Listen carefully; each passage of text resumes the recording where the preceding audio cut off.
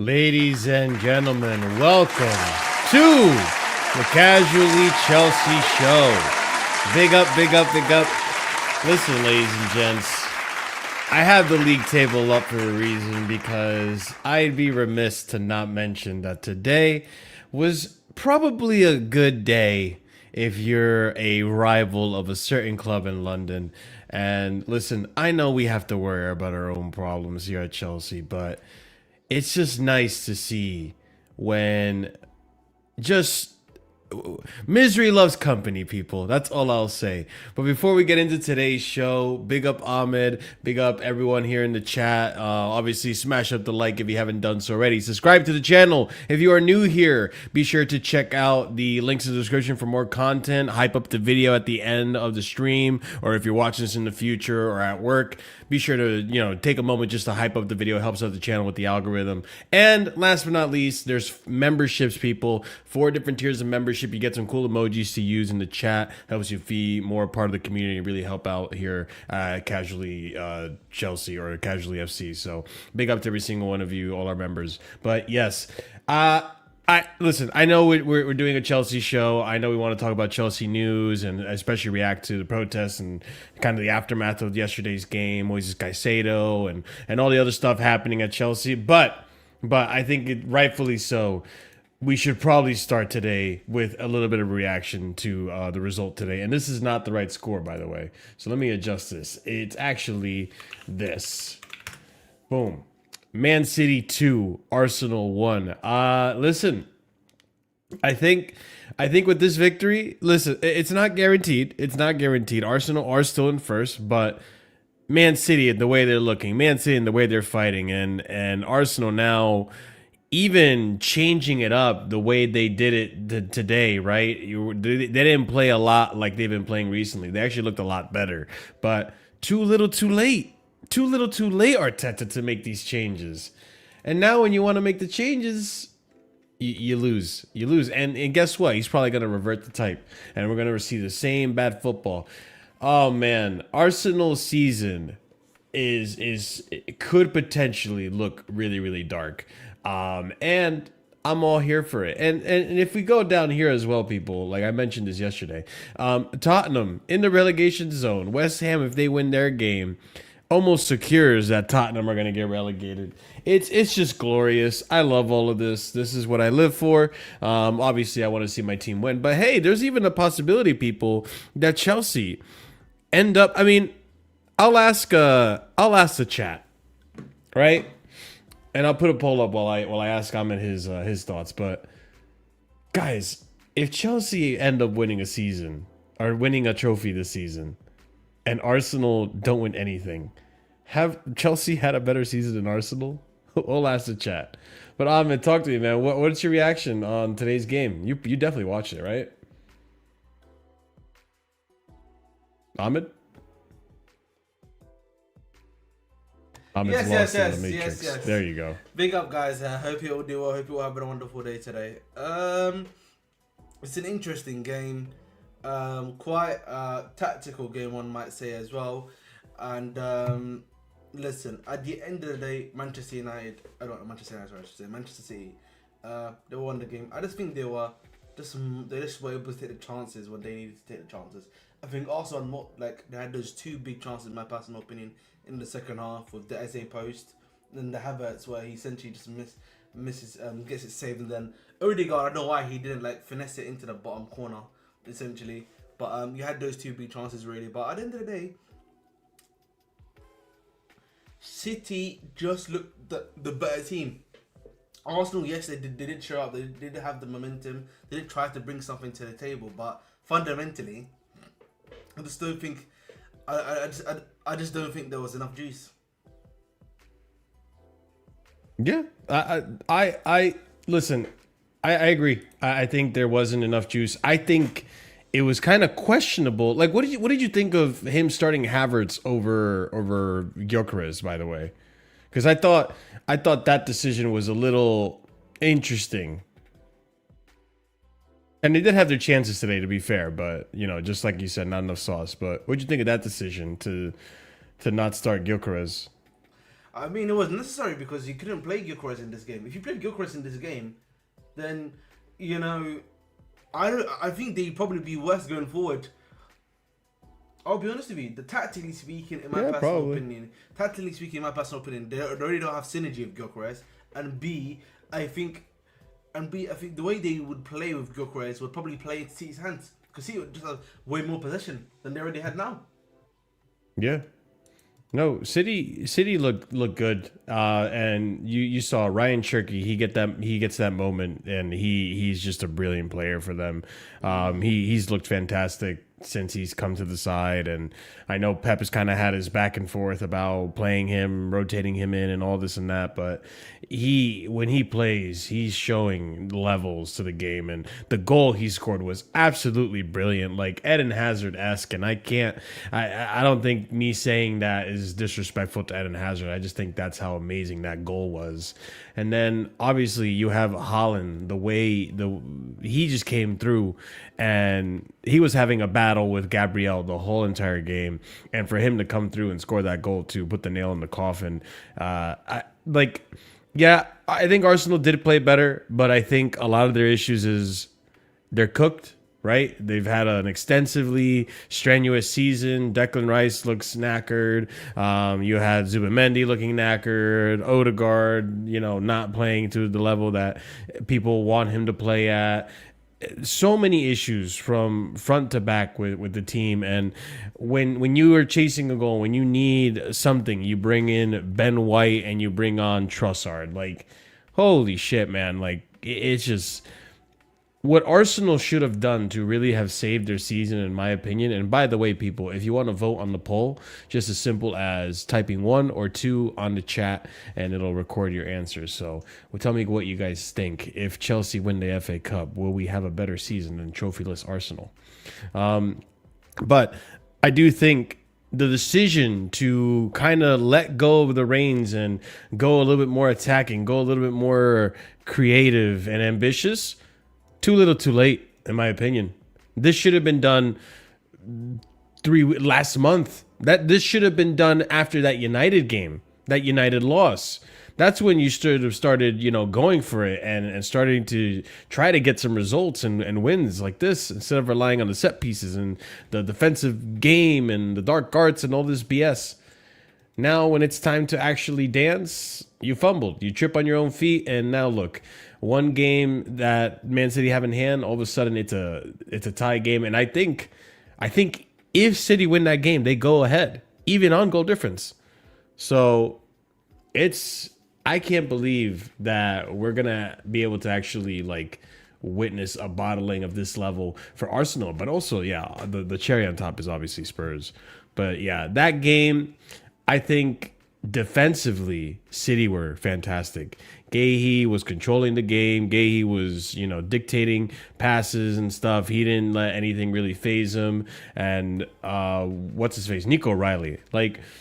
There are very few left backs that I will be okay just allowing people to say they're better than Cucurella. Nico Riley's one of them. Like, there's not many left backs, in my opinion, better than Cucurella when Cucurella was doing really good this season.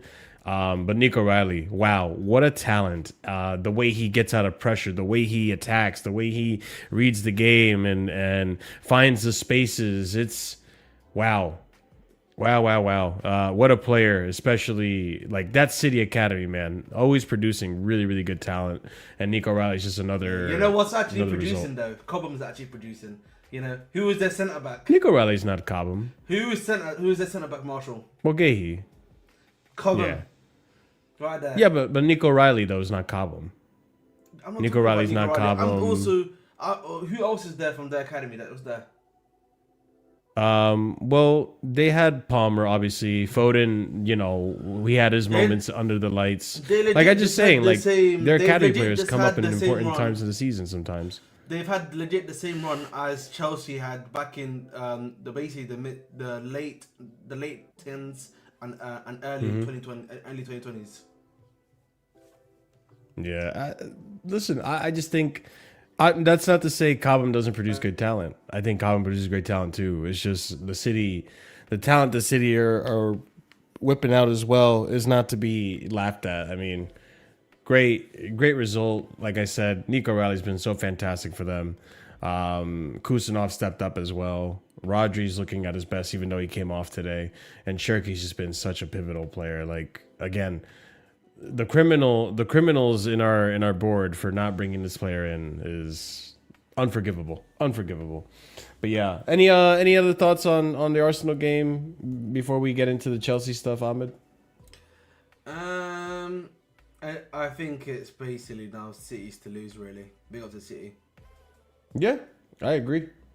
It's City's to lose. City just have to just win. Go band for band. No more fumbling. Pretty much. And hope that at some point Arsenal fumble. And when you're going band for band and it's going to be on goal difference, my money's on City, man. When you got Erling Haaland, the goal machine there, my money's on City. And like I said, Erling Haaland, I think today showed levels. So if you're an Arsenal fan,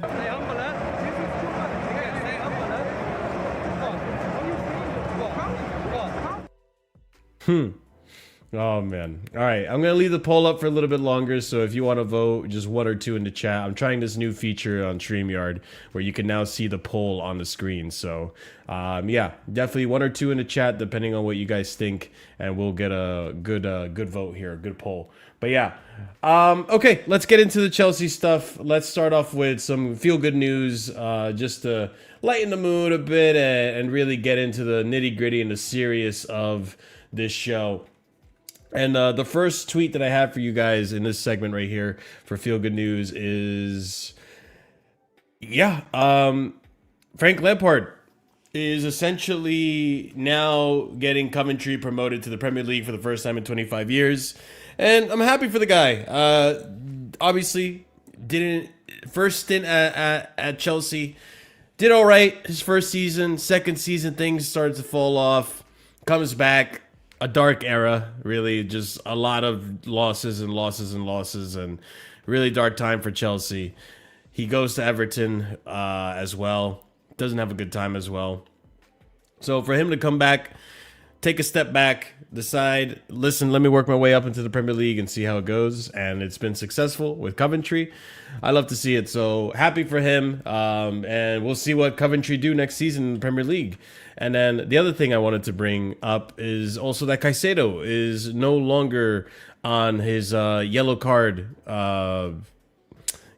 worries. So he doesn't have to worry about suspension unless he obviously, gets a straight red or something like that for violent conduct or something silly like that. Bear with me, people. So yeah, Caicedo's off the leash now. He should be okay. We don't have to worry about him getting another yellow. But yeah, any thoughts on that, Ahmed? Or could you give a rat's ass and we just move on to other more serious topics? Well, shout out to Frank Lampard. He's there you doing go. stuff. Isn't Frank your favorite player? Yes. Well, him and Drogba are both my favorite players. I like my joint favorite personally. But listen, shout out to him. He's doing stuff that certain managers that were our previous manager couldn't do. And one of our previous managers almost bottled Leicester getting back into the. Yeah, but he didn't.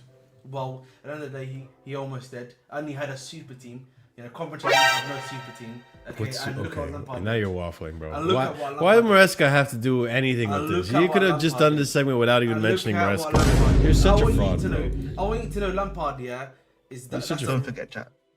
Maresca out, man. There we go.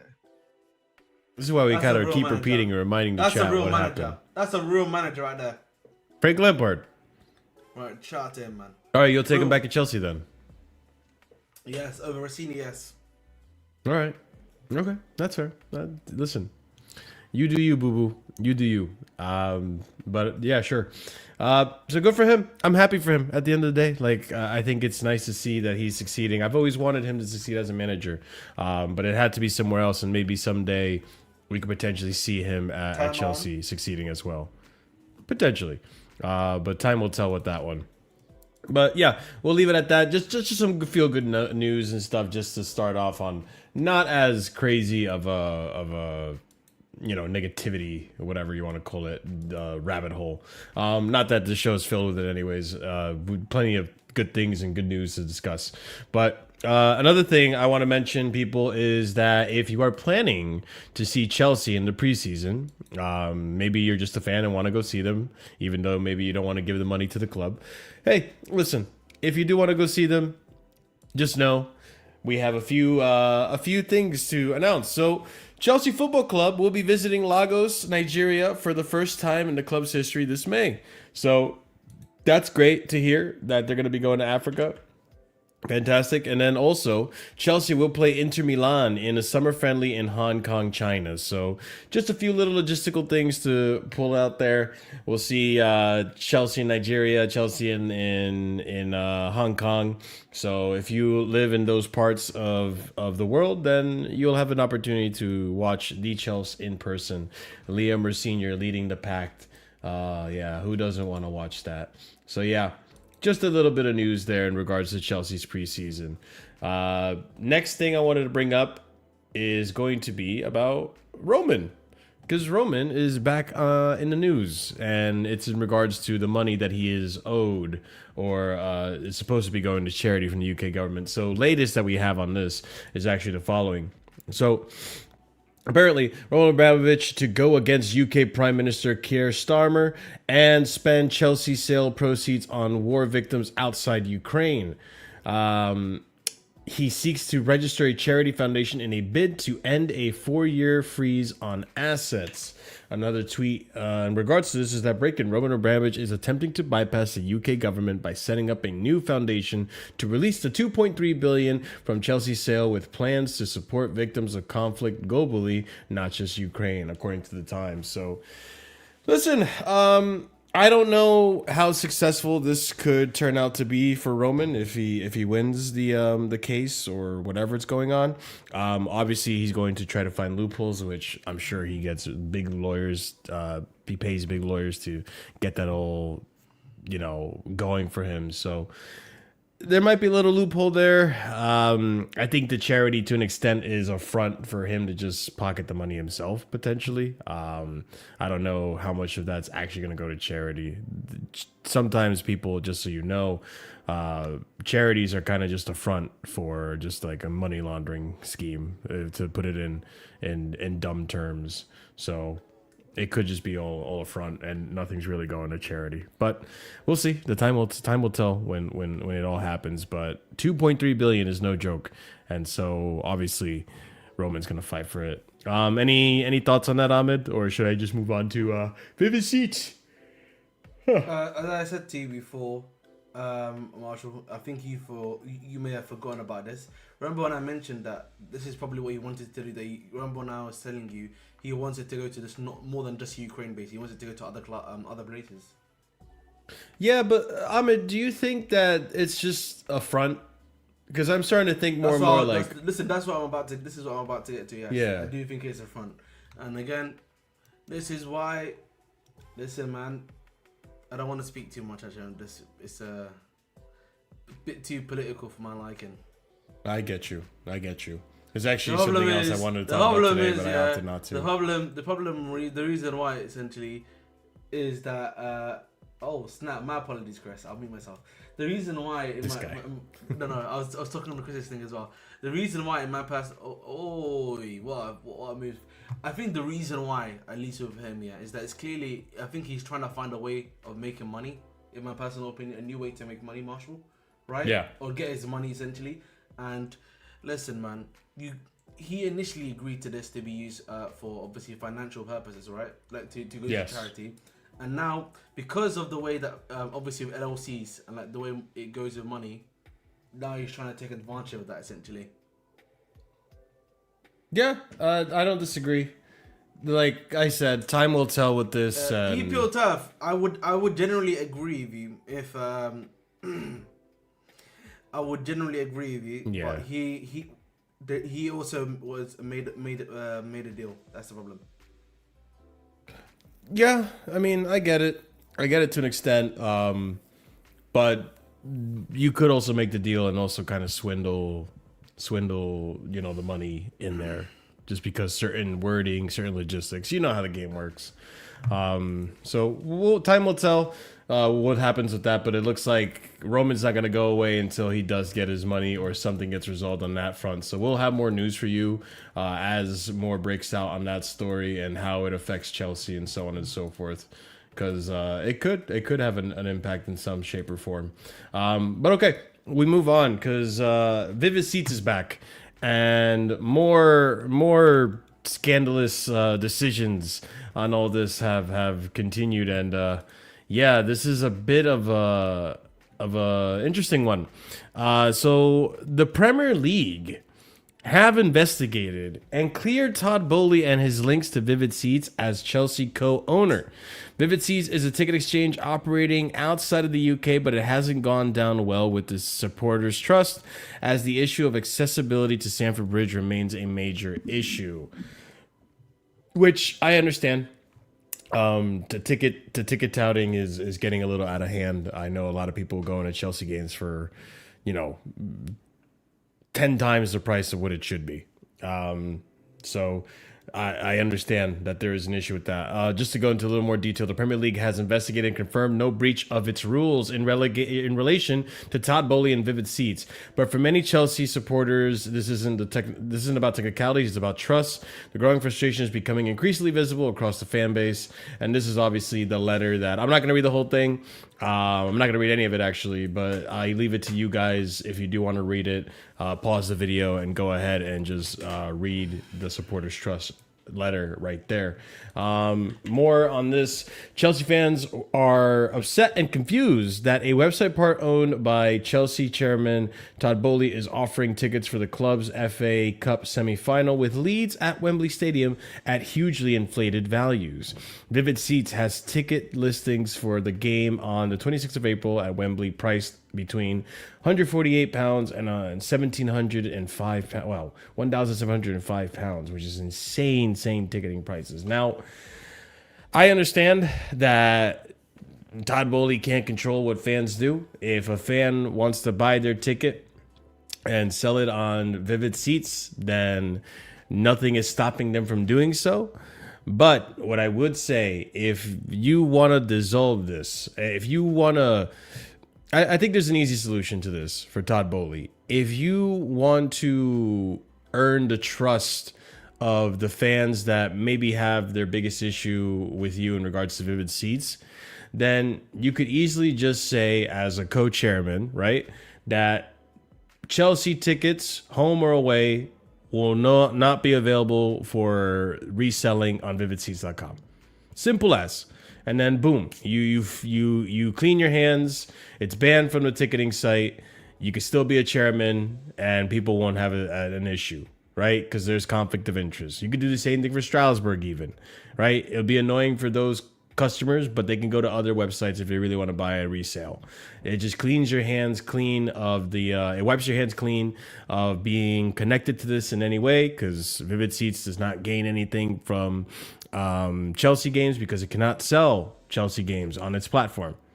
Simple as, but it's still there. And I don't think Todd Boehly is the one reselling the tickets. Obviously, it's fans or people who want to make money off Chelsea tickets. However, the loophole is there. The conflict of interest is there, and I understand it. But Ahmed, I'm sure you have a lot of thoughts in regards to this as well. I think for me, man, when it comes to Vivid Seats, at the end of the day, he is a part owner. I understand the gripes of the thing in terms of the idea that, in terms of the idea, like, there should probably be something in place to actually make that, not happen, essentially. And I think for me personally, yeah, that's what I'm saying. Right, I think for me personally, the sooner that we can get stuff like that happen, the better, because I think it helps him out and it helps him in terms of reputation wise. And B, I also think like this. I'm fairly certain I said this before. There's like laws in place in terms of like fair value stuff like that, and everything of the sort. Like you would know, we won't mention the story about how much he paid for an away ticket. You know what I mean? Yeah, we didn't talk about that. Yeah, but you know the markup, man. I knew. It's real. The markup is real. The markup is real, bro. So, and I think for me, fundamentally, just the pricing is mad. Simple as that, bro. The price is just mad. Mm-hmm. That's why I was saying, Ahmed, because I know you're multitasking.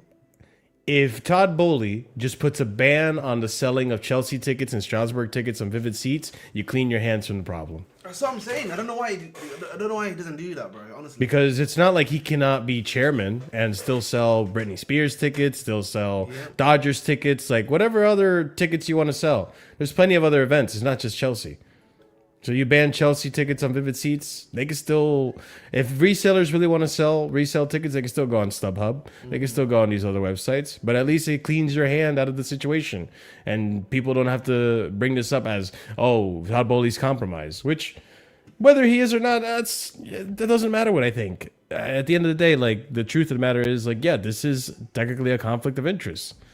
So, I get it. And big up Real Gems.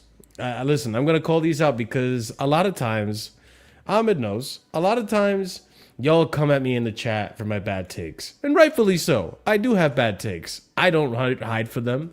Sometimes I try to justify them, but I do have bad takes and I do run for them. So from time to time, it's nice when I have good takes and some people come here and apologize. So shout out to Real Gems 24. I was wrong about Shirky. Sorry, Casually FC. You was correct about your prediction at the beginning of the season. He is not week in, week out putting up stats because he's not playing week in and week out, but he will soon. But he is one of the few entertainers. And yeah, we saw it with today's goal, man. What a goal. What a player. He might not get player of the season, so my prediction wouldn't be right, but I think a lot of you guys will understand why I said what I said. So, hey, big up Real Gems for being the Real Gems and stepping up to the plate and, apologizing. He's not the only one. I've had a few people DM me and at me on Twitter. So, hey, love the love and love the hate when I get it as well. So, all right, let's move on to the next thing. Because we have a lot to talk about, obviously. And Ahmed, I know you were here late yesterday.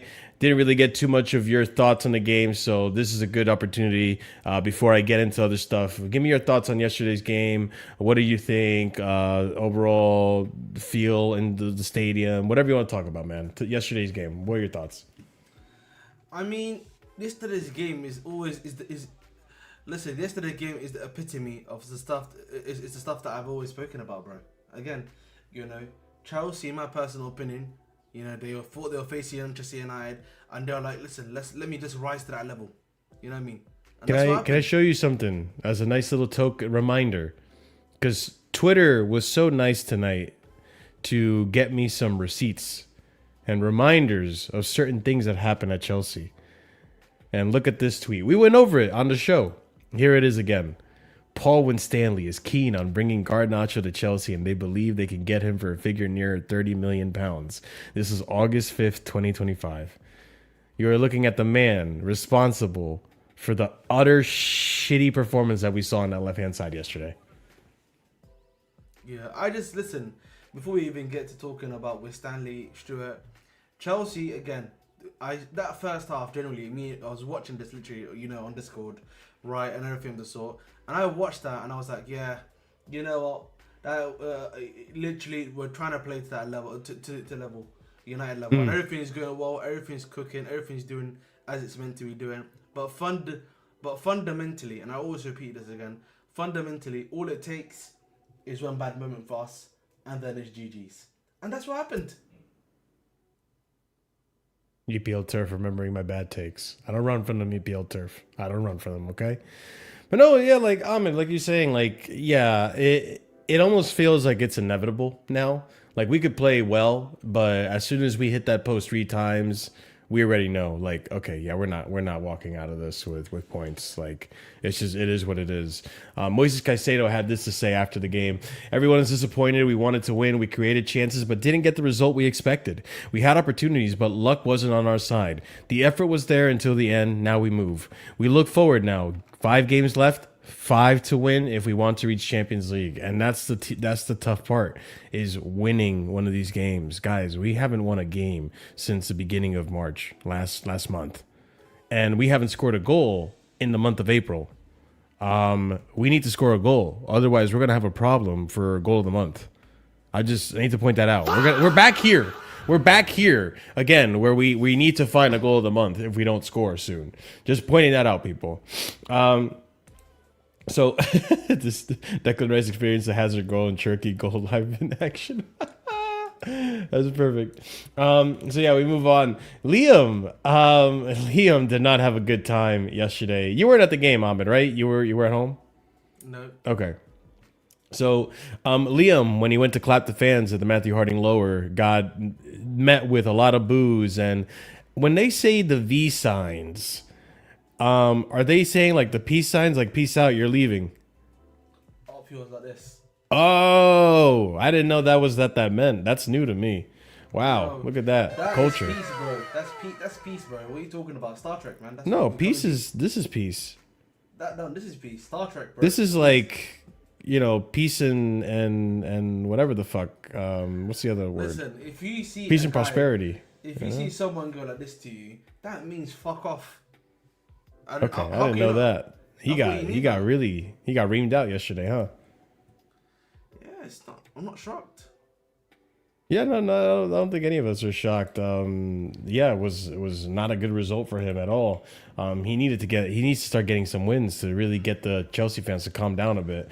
Just a few other stats too. These are damning, guys. Liam Delap in 20 games. Liam Delap is 20 games without a goal in all competitions. How long does that go? How long is that? How many games has that been? It's been 20 games. Dang. 20 games in a row where he has not scored. So, yeah, it's that's a lot. That's a lot. Garnacho has not scored in the league in 6 months. Fucking Christ. Pedro Neto has 0 goals in 9 matches. And Cole Palmer has 0 goals in 7 matches. I also found out the other day, Cole Palmer only has 1 assist in the Premier League this season. Like, it's actually really dark for our players this season. It's not even dark. That's on Palmer. Palmer's a bull hog. So that is on Palmer. Let's look at also here, guys. Like, look at the time. These are all the managers that we have had, or caretakers, whatever, we've had at the club since the ownership came here. Tuchel, 106 days before he got the sack. Potter, 206 days before he got the sack. Salvatore was caretaker for the Liverpool game where we got a draw and it was only 4 days. Lampard, interim. We got like, what, 8 losses in a row before we finally got a win and 40 points? So, 85 days with him. 325 days of Pochettino. 325 days with... I am not a clown. All right. Then he gets a sack. 549 days with Maresca. And now we're at McFarland, 5 days, and it's been 96 days for Rosinha, and I don't know. And this is a big reminder here. In this whole entire time, the directors got new deals until 2031. The directors gave themselves a raise, even though all these people saw themselves out the door before the directors have, which I think it's interesting. Very interesting.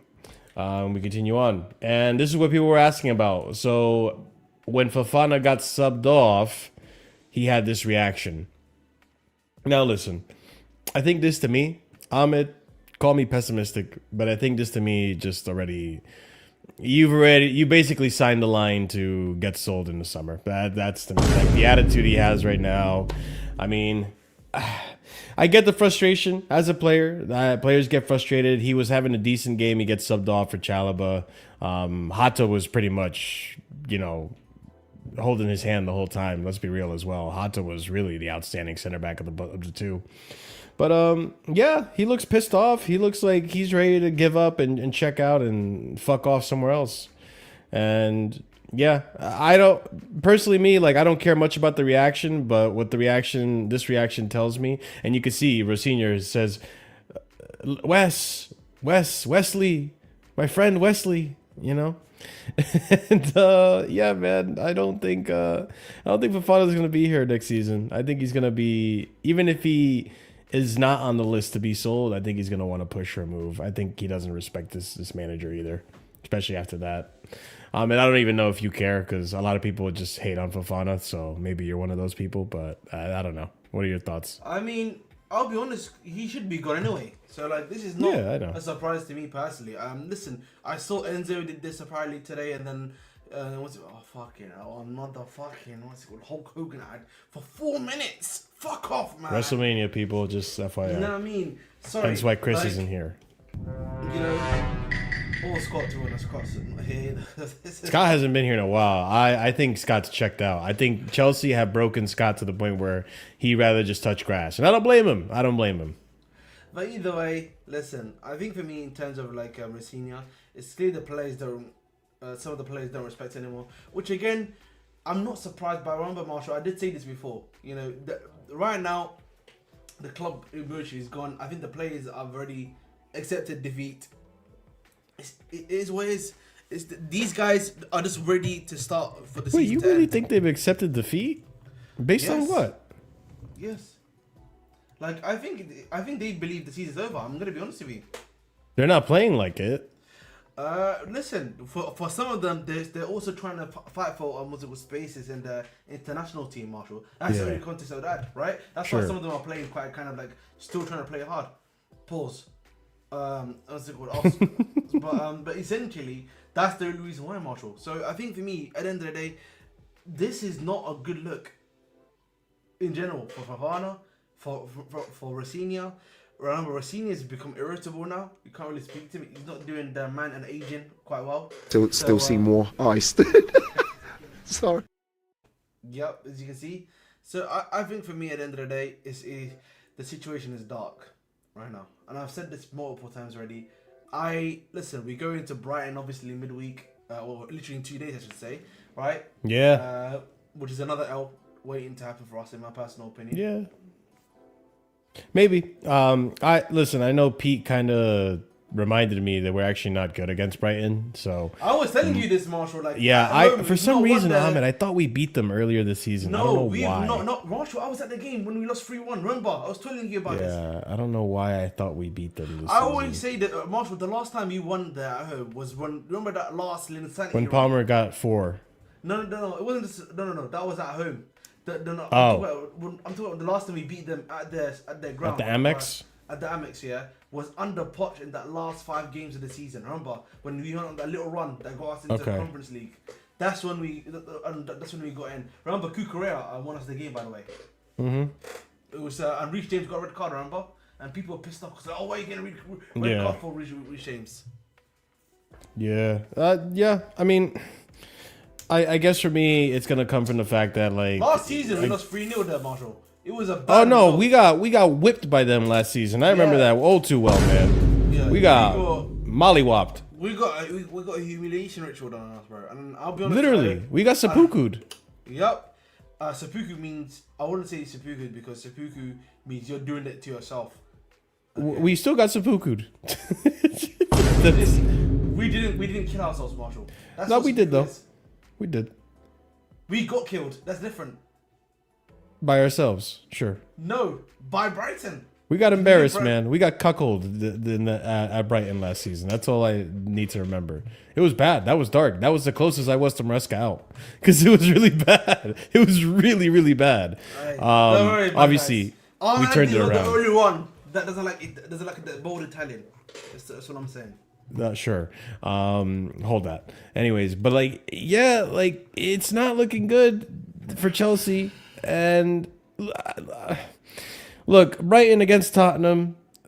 Brighton could have lost, right? If it wasn't for Danzo's error in that last minute.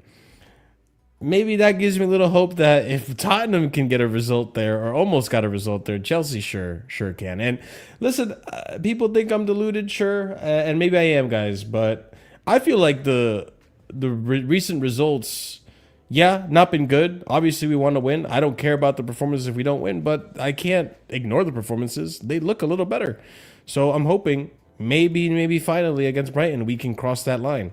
Good performance and then combine it with an actual result. So we will see. It's not an easy game, and for me, I'm probably doing a lot of this too. 4. You're coming in a little bit, Wes. much, bro. Look. So we'll see. But yeah, Fofana pissed off yesterday's after getting subbed off yesterday.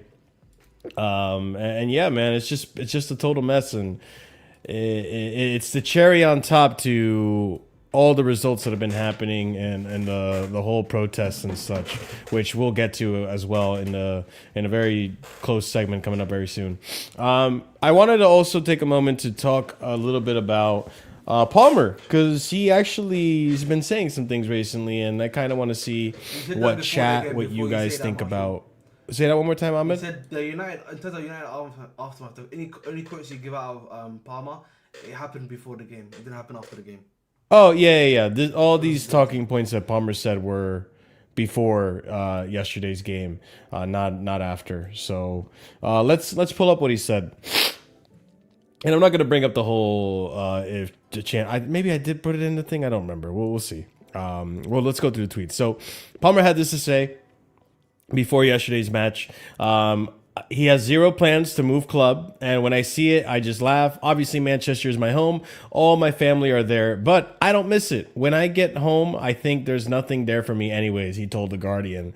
He also goes on to say that he's never played with an injury like he has with the groin injury before.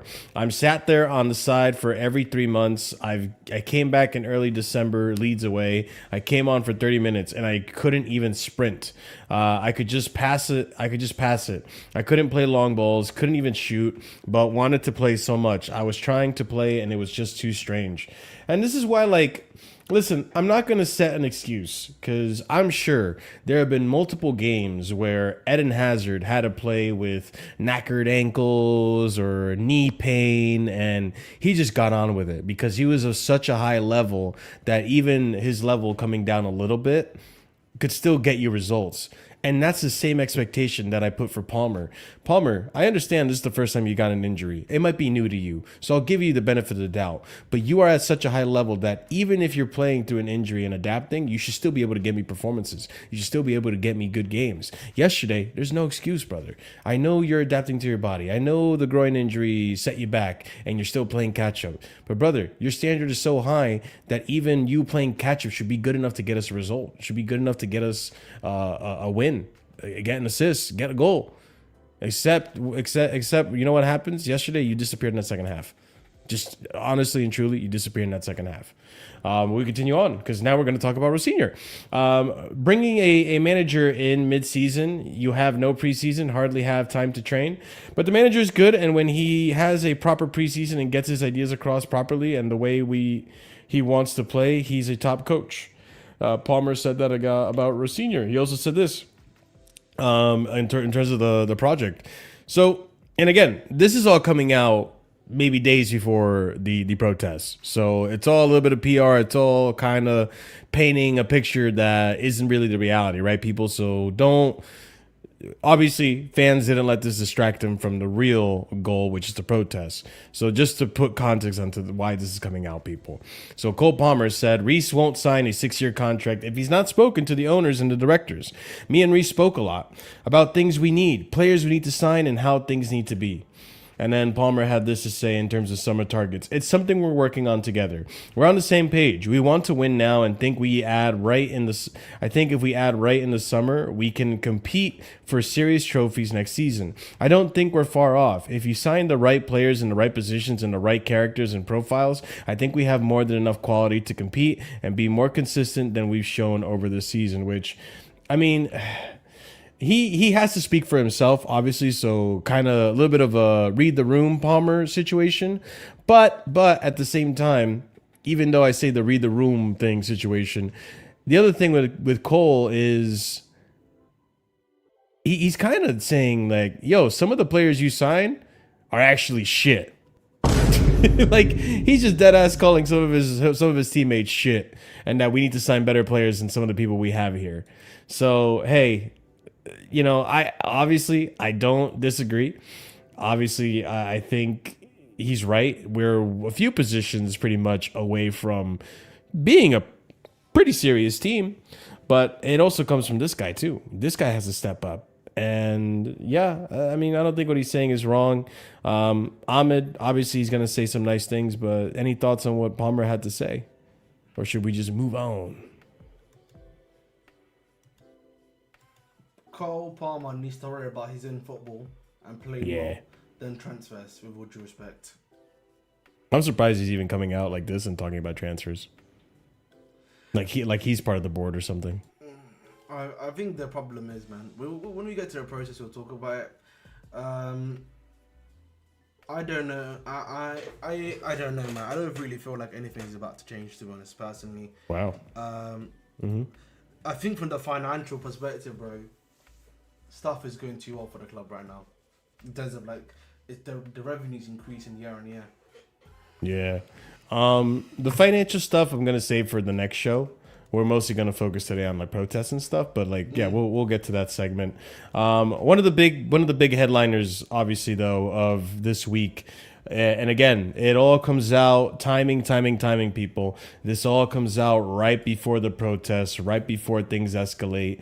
And yeah, it's to try to calm down Chelsea fans. And they feel the Chelsea fans are not happy. So listen, the owners, the directors, maybe they're listening. Maybe they're actually taking into consideration what's being done. Maybe they're going to toss it to the bin like they have in previous seasons. But I'm just saying, they're definitely being affected by what's happening with the Chelsea fan base. And this is where I go into the next segment. Let's talk about Moises Caicedo. He actually got his contract extension, which is a big news for Chelsea. I think most of us kind of thought this was going to happen anyways, but good to see that it's official, right? So major Matt Law reports here, Moises Caicedo to sign new Chelsea contract, extension on years plus a pay rise. Moises Caicedo's new contract at Chelsea, salary improved, 2 more years until 2033. So we have him for 9 years. I'm doing the math wrong here. That is 7 years. So 7 more years of Caicedo. Totally sharing club view for a long term. Here we go. Announcement next. Fabrizio Romano saying Caicedo received proposals to leave Chelsea from really, really important clubs, but he wanted to stay at Chelsea. Chelsea reacted in strong way by getting Caicedo to sign new deal after some public difficulties in recent times. Remember, Chelsea will add experienced players this summer. I'll believe it when I see it. Caicedo will be in the top 3 for Chelsea players' salaries. Chelsea want to match his value. Chelsea wanted to match what his value is to the team. Chelsea's relationships with Caicedo's new agents helped seal the deal. Enzo Fernandez is still looking for a new salary increase at Chelsea as he is paid quite low. And we'll talk on Fernandez next, but big up, bro. Welcome to the show.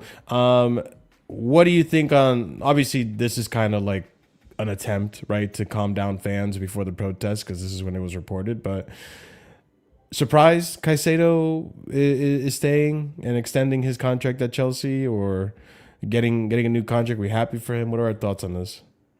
If you give people more money, they'll sign new contracts. It's normally how that goes. Mm-hmm. All this stuff about club vision and project, none of that stuff matters. It's a simple dollars and cents thing. Yeah. He's getting paid more now, so of course he signed that extension. Mm-hmm. Yeah. So, listen, one of the players that obviously, if we're gonna continue with this project, it's gonna be pivotal that some key players stay and actually still believe in the project, so that they can commit to the club. Because we can't do this without players of the caliber of like Caicedo. We can't do this without maintaining players like Reece James. So to an extent, even though Chelsea are in a pretty interesting predicament at the moment in terms of the club level, it's nice to see that we'll at least be able to, if things get fixed, we can work with something, considering we still have players like Caicedo, Reece James, potentially like Cole, that's in the talks as well. So it's good news. Obviously, it was an attempt to also calm down the fans before the protest. But yeah, I'm happy for Caicedo. Happy he got his contract. Like Pete said, you offer people more money, obviously they're going to want to stay. So, and I think with the performances Caicedo's had, it's deserved. I don't think anyone's questioning whether Caicedo really deserved a extension or a pay rise. I think he's been worked to the ground, and we still haven't really found a consistent group of players that can at least rotate with him consistently. Maybe this season we've been a little close, but maybe not enough either. But yeah, good on Caicedo for the extension. Any other thoughts before I move on to Enzo Fernandez and all the fiasco that's still kind of going on from the last time? I wish we didn't have to pretend like extending your own players was like some sort of cause for celebration. I guess it's more for me like a relief that it's a relief that we're not hemorrhaging our best talent. Exactly. I guess if you guys want to move the goalpost to where that's seen as something to talk about, then sure. But this isn't something that Chelsea ever struggled to do under Roman. Hazard signed an extension when he was 25. Like it happens. Like I don't know. It's just to the fact that people are only worried about losing our talent because deep down they don't think we can compete at the top level like how we used to. Yeah. So they're assuming that these players are going to want to do that and are going to find out the only way to do that is to leave here. If we were seriously competing, none of this contract extension project talk would even be a point of discussion. None of that would matter. We're only talking about this to fill in the gaps because we know that we can't seriously compete for stuff. That's it. It's very boring to me. It's not worth talking about. It makes us seem like we're a smaller club than we actually are. Unfortunately, you're right. Yeah. And I think the other factor, too, is, I guess from my perspective, I never really doubted that Caicedo would sign. I always figured that was kind of just a formality, right? Like at some point he's going to sign an extension. I don't think he has a desire a huge desire to leave Chelsea. I think like many of the players here, just wants to compete and win the best trophies in the world. But with Caicedo, like in the hypothetical that he did leave, it does bring a fear to me that now that the project is 4 years in, now that we've kind of seen what these directors are about, what the ownership is about, other players see that, other agents see that, and the project no longer becomes as attractive. So are you even able to, in a hypothetical world, if you wanted to rebuild that midfield, are you even able to attract players of the caliber of Caicedo, Enzo Fernandez, for lack of a term, Lavia? Yeah, if you overpay for them, why not? We paid 250 mil for Caicedo, Enzo, and Lavia.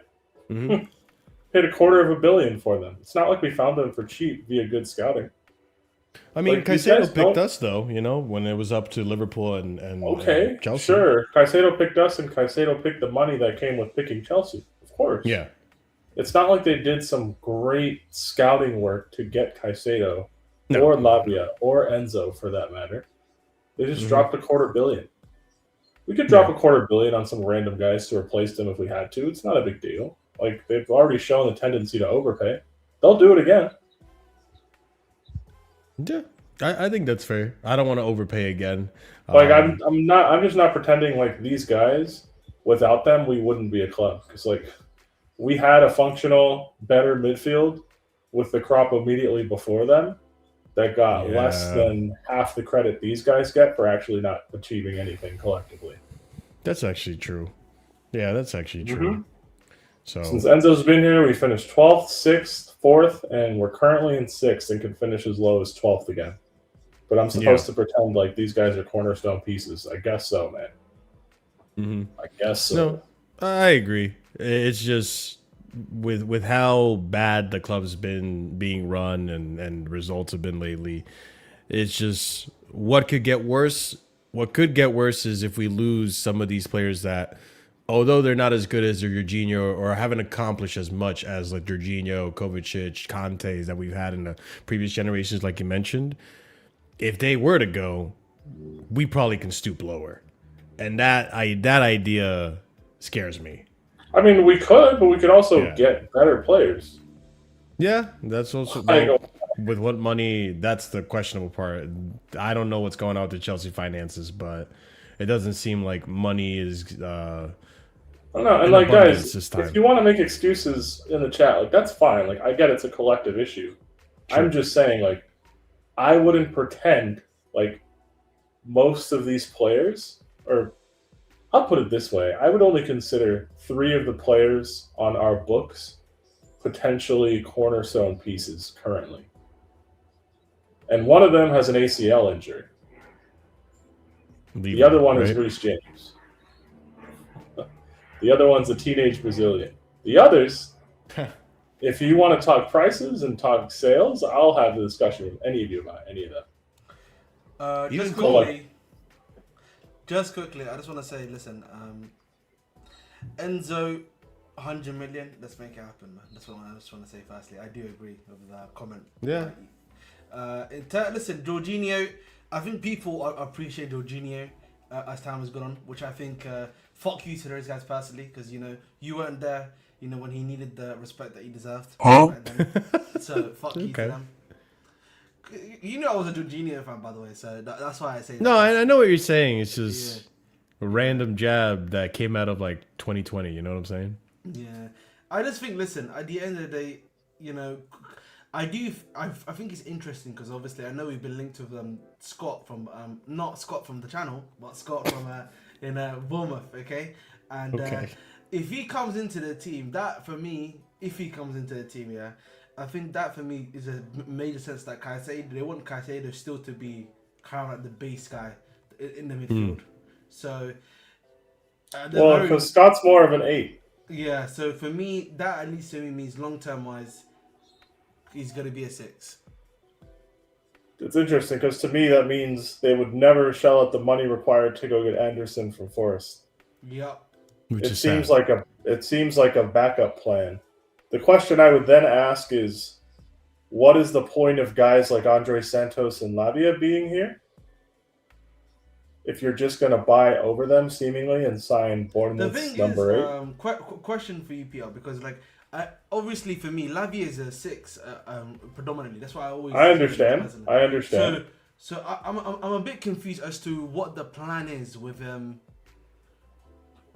I'm confused. Sorry, I just was watching the wrestling Devil section, but I'm confused as to what the plan is going to be with him. Are you going to say we're going to alternate between Caicedo and Lavia essentially? That's the point. That's kind of where I was getting to. It feels like we'd be buying players just kind of for the sake of it. It would be worth it if they sold one of a Lavia or a Santos. I don't see them selling Santos. I don't think Lavia's proved he can stay fit enough for somebody to even put money down for him. It would seem like you'd have one of Caicedo or Lavia on the pitch and one of Scott or Santos, which, like, to me, it's like they've already brought Barco through. Like, I don't know. It seems like we have too many players. Just kind of why, like, for the sake of having too many players. I mean, that is true. We do. I to an extent do worry about, because I haven't thought about this, but now that you mention it, Pete, it's what do you do with these players that, for one, you brought them in. What we should be thinking about. Yeah. Before we just think get more players. Like, guys have to leave before we just think, oh, get more. But what I was trying to allude to though was, you said that, right?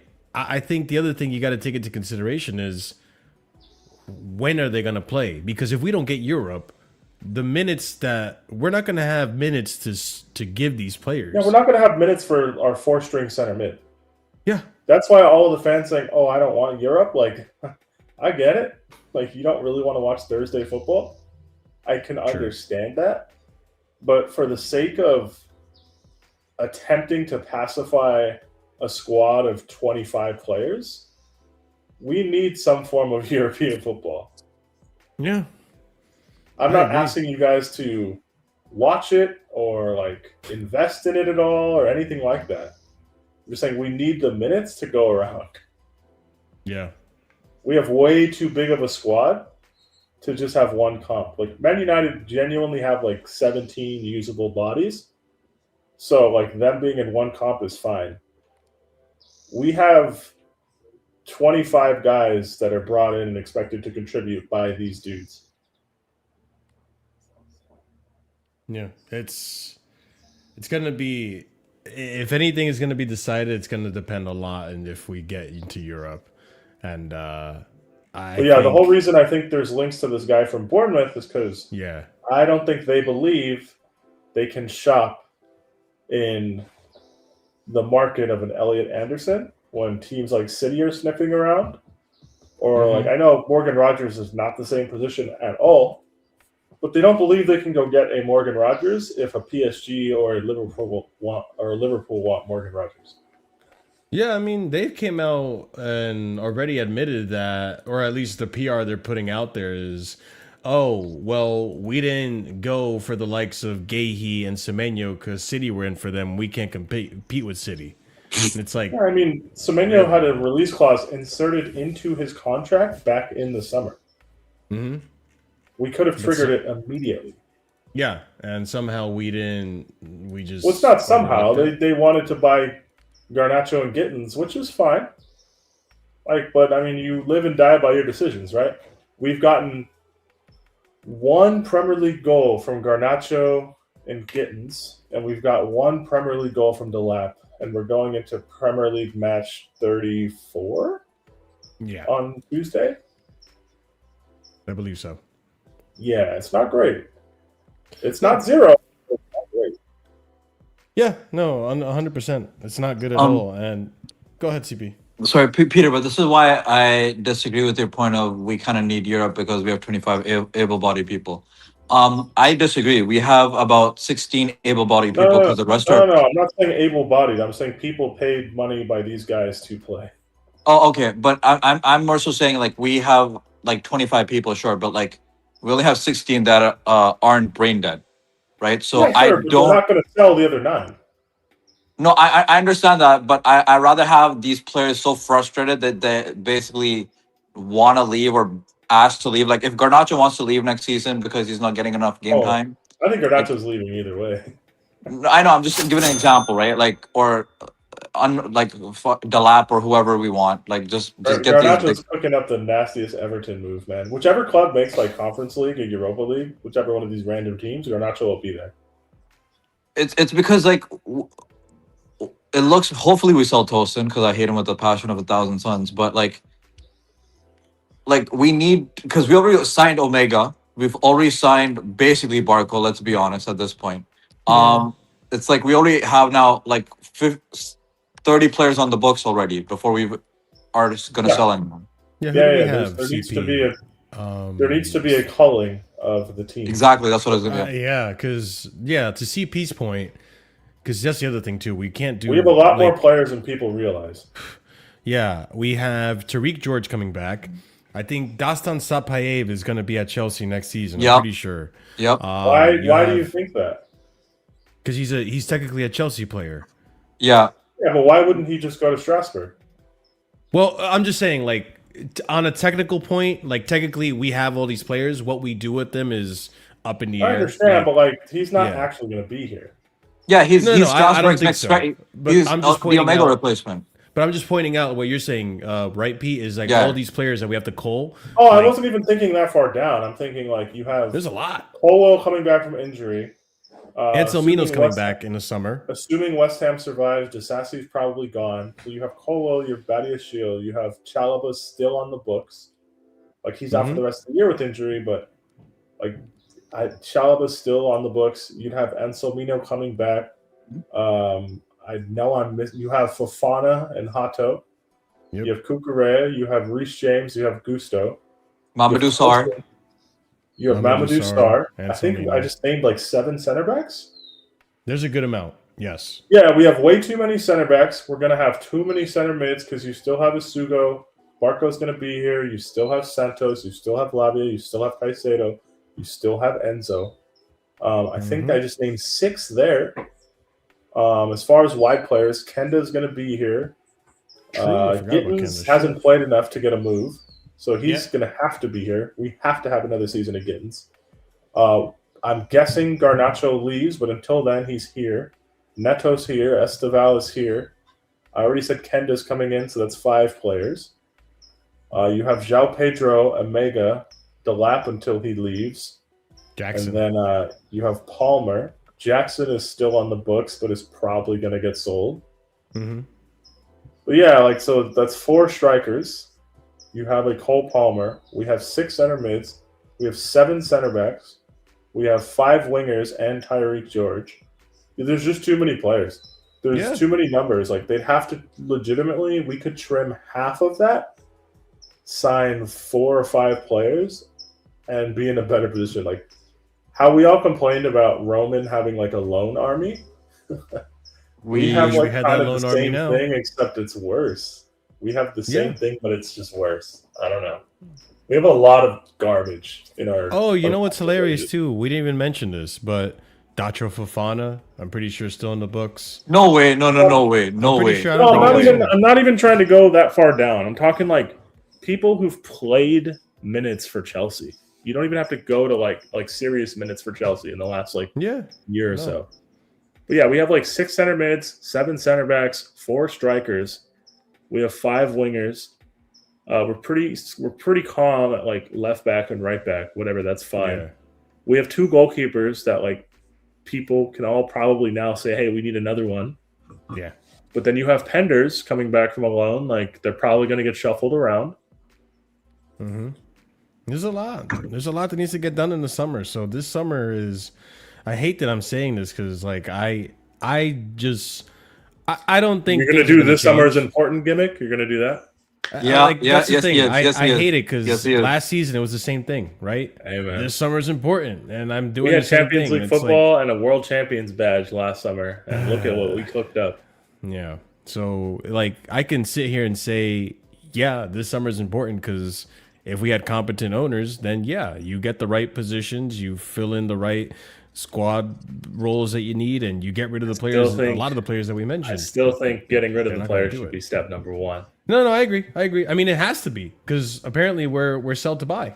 I would rather sell 12 players, sign 0 players, deal with just domestic cups in the league, and figure it out next season. I think that's fair. I think that's totally fair. I don't. If you told me we could sell 12, sell 6 and buy 6, or just buy 12, the option I would pick is sell 12. I do not disagree. Not one bit, dude. And do I think we could contend with like a skeleton crew? No. But we'd have these players off the books in that scenario, and then we could truly like sort it out. And one of the positions that we're going to sort out, we actually began this conversation talking about, which is the mid. And that gets me into the next topic. I completely forgot about Achampong at center back. We do have 9 center backs on the books. Pato technically been saying center back. Well, no, I'm counting Hato as a left back. I'm not even counting him as a center back. But yeah, so we have 2 left-footed center backs out of 9. That's crazy. There's a lot, bro. But we know that there's issues going. Well, we know that Enzo's trying to push for a move. Cucurella could potentially be leaving. There's been a lot of drama, obviously revolving around the international break and all that stuff that kind of continued over since then. So I'm going to catch up on some of these tweets and read that to you guys, mostly on the Enzo Fernandez situation. Then we can talk that position, obviously. But Chelsea felt a stand had to be made because Enzo was deemed to have disrespected the club. The owners and sporting directors have no issue with being given feedback in private by players, but wanted to make clear the public dissent is counterproductive. Cucurella also criticized Chelsea during the international break, but avoided any sanction as it came in a single interview. Enzo Fernandez, however, spoke out multiple times, a key difference noted internally from Jacob Steinberg here. Also, BBC had Arkansas had the following to say, and BBC also said in response. The decision to drop Enzo Fernandez was made by Rossignol alongside co-sporting directors Winstanley and Stewart, with the backing of the influential ownership figures, including Baghdad Eghbali. Cucurella was viewed as genuinely apologetic for failing to raise his concern privately because before speaking publicly. He is also understood to have been encouraged by discussions over the club's direction, including plans for the forthcoming summer transfer window.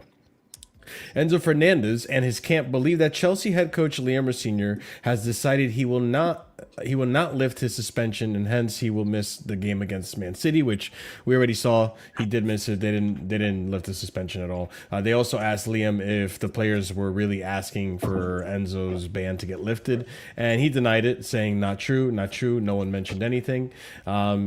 Sam Wallace of The Telegraph had the following to say on Enzo Fernandez's situation. Chelsea are understood to be holding back from publicly addressing Enzo Fernandez's situation to avoid escalating tensions.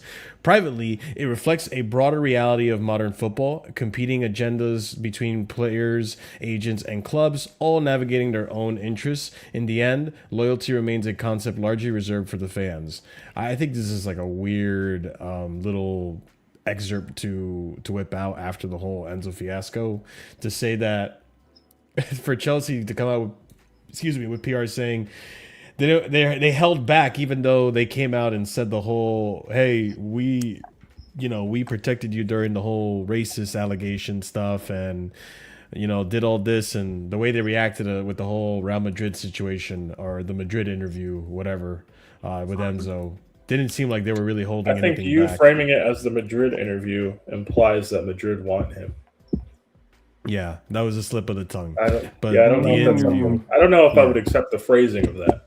The interview he had where he was asked. No one actually knows if Real Madrid want Enzo Fernandez. No one has heard a damn thing. That's true. And I would like to add also, man, listen, the club has every right to say, listen, when you were doing that racism, man, listen, we held it down. You know what I mean? No, that's true. We held it down so much. We made you vice captain. Yeah, no. I agree. Yeah, man. Listen. Hey, man. Enzo said he liked Madrid. He didn't say he's like Real Madrid. He could learn Atleti, fella. Come on. Yeah, man. Listen, there's only a few clubs that will do that for you, man. Atletico Madrid, Chelsea, one or two others.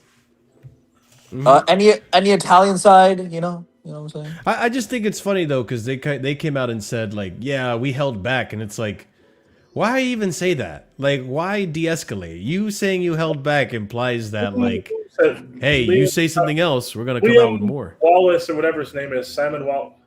Some guy from the Telegraph said that. Yeah. Yeah, like, I don't know, dude. I get this as a tabloid tweets links show. I get that's the point, but like, I don't know. Yes, Pete. You're saying, Marshall, this is the TMZ of Chelsea. I get it. Fair enough. Basically, yeah, there you go. Like, you see some of the sources in these tweets. We have Vince Footy screenshots. Like, what's going on? Vince Footy. No, I get what you're saying. Listen, at the end of the day, it's content, right? But it was a little talking point. I just thought it was interesting. But Enzo's agent also came out and said the following. We're on the same page with Chelsea. We made peace yesterday. There was never really any problems. We cleared the air.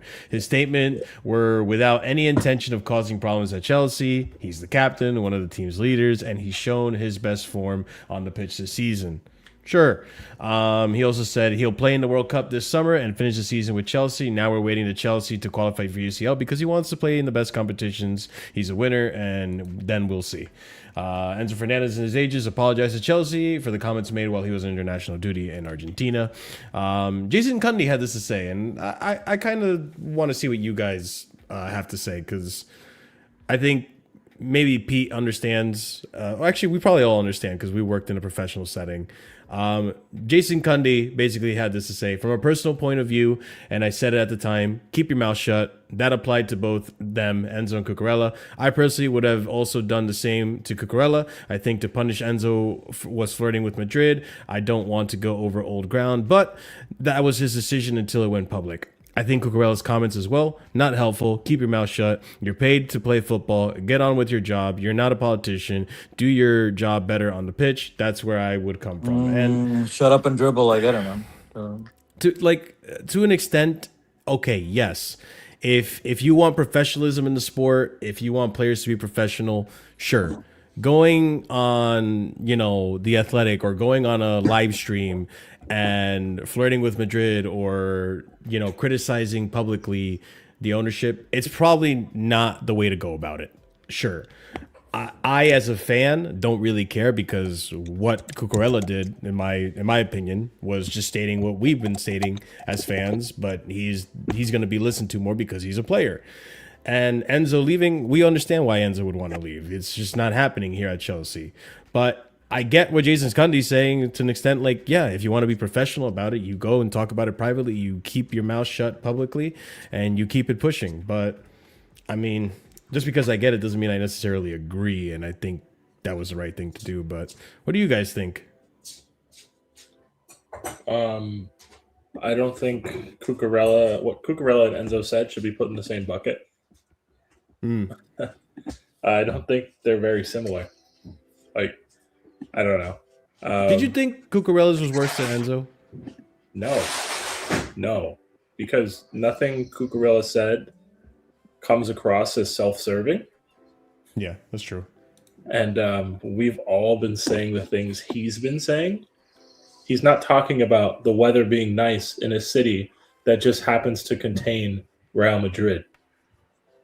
Like Cucurella, that's not what the quote was. He's talking about inexperience and criticizing the change of manager and talking about how difficult it is to work under different head coaches and why that contributes to instability. He's lamenting the instability. Remember, Cucurella got signed under Tuchel. Then he had Graham Potter. Then he had Lampard. Then he had Pochettino. Then he had Maresca. Then he had McFarland. And now he has Rosinha. I believe I named 7 guys. Yeah. In 4 years. And he's been here 4 years. Yeah, no, I don't. So to frame both of those quotes as the same thing, I think is lazy. But generally, you know me, I'm not much of a shut up and dribble guy. Players' careers are short. They want to win stuff. If you see your club doing nonsense, and let's be honest, Cucurella's earned the right to speak his mind. Yeah. I think I would be who cares if it was Hato, for example, right? You've been here 4 minutes. But Cucurella's been here for 4 years. Yeah. I think he has a right to come out and say what he says. I mean, I get it. Professionally, you want to keep it in-house and all that shit. Sure. Why are we assuming that he hasn't told these guys this to their faces already? Yeah, that's the other thing too, right? Because no. It's an interview that probably we're assuming gets sanctioned through Chelsea. Well, no, it was through the Athletic, but we're assuming that he never said this to the people that he works with every day. Yeah, it's very interesting. If Cucurella is saying this, he's probably not one of 30 members of the playing staff that are thinking this. Yeah, this isn't coming from nowhere. I don't believe that the words he said caused friction within the group at all. Yeah, I don't think it did. Yeah, so just to water it down and pretend what Enzo and Cucurella did is the same because they both criticized Chelsea, it's that's not really what happened in both cases. Ahmed and CP, what do you guys think of Jason Cundy's thoughts on this? No, I agree with what Peter's saying. One guy straight up just almost shout out Hala Madrid, Madrid hit me up, hit my DMs up, my DMs are open, The other guy is, like Peter was saying, is just frustrated with the situation of can we have some stability? The same people who criticized the previous ownership for not having stability and saying, "Don't worry, we'll bring in stability," has now gone through 7 managers in 4 years. That's actually a good point. I forgot they kind of did that. Right? That's Yeah. actually, I think that's more than Roman ever in a 4-year they span. hop and change managers more than Roman did, and then we just don't even win. Wild. Like Roman usually outs a manager one per season, kind of on average. They're doing it over that now. Mm-hmm. They're almost on a like double ratio. It's like 2 managers a year. Yeah. It's, So yeah. like let's be honest, like these guys don't have any shame because the hypocrisy with every comment they make publicly is deep, but they have no shame. They're the most shameless people on planet Earth. That too. Whenever they like to, when it's time to claim credit, they're all there front and center, issuing Yep. public statements. Yep. But the moment times are hard, now we're pretending like we don't want a player who's been one of our best performing players. We would say in the Clear Lake era. One of those players. Now we're going to pretend we don't want them to speak out or are not going to hear what they have to say. Cucurella is one of the most qualified to speak on it. He's there every day. Yeah. I think also just one more point I wanted to add. I'm sure you're aware of this as well, Marshall. That the sporting directors are there every day. By the way, they're at Coventry, they're doing the day. Yeah, they're in So like for the briefings and they're in the tactics. And, like I saw, you saw the video they made for Caicedo, right? Yeah. So They were there. That's the point I'm trying to make. So clearly these guys are there, they're around, right? So Cucurella speaking out like this probably has already happened to them privately, probably happened to them whilst they've been around there, etc., etc. So this is not a surprise to me. If Cucurella is stuff like this, because I feel like Cucurella wouldn't be saying this if he has not said this already. That's why I don't think these guys were as critical of him. Judging by the lack of action from the club, while acknowledging Cucurella said what he said, and basically saying, the game is the game. He would have had to have said this or something like this before. They knew he felt this way before they read those quotes. Exactly. I think, listen, in general, I don't know why we're doing Cucurella Enzo drama. I thought we did this in the last show, but well, this is other stuff that came out afterwards. That's why. Oh, fair enough. Listen. I just think Never for covered me, it. when it comes to Enzo Fernandez, I think the term that I'm gonna use is that people are tired of him. I think that's the best way to use it.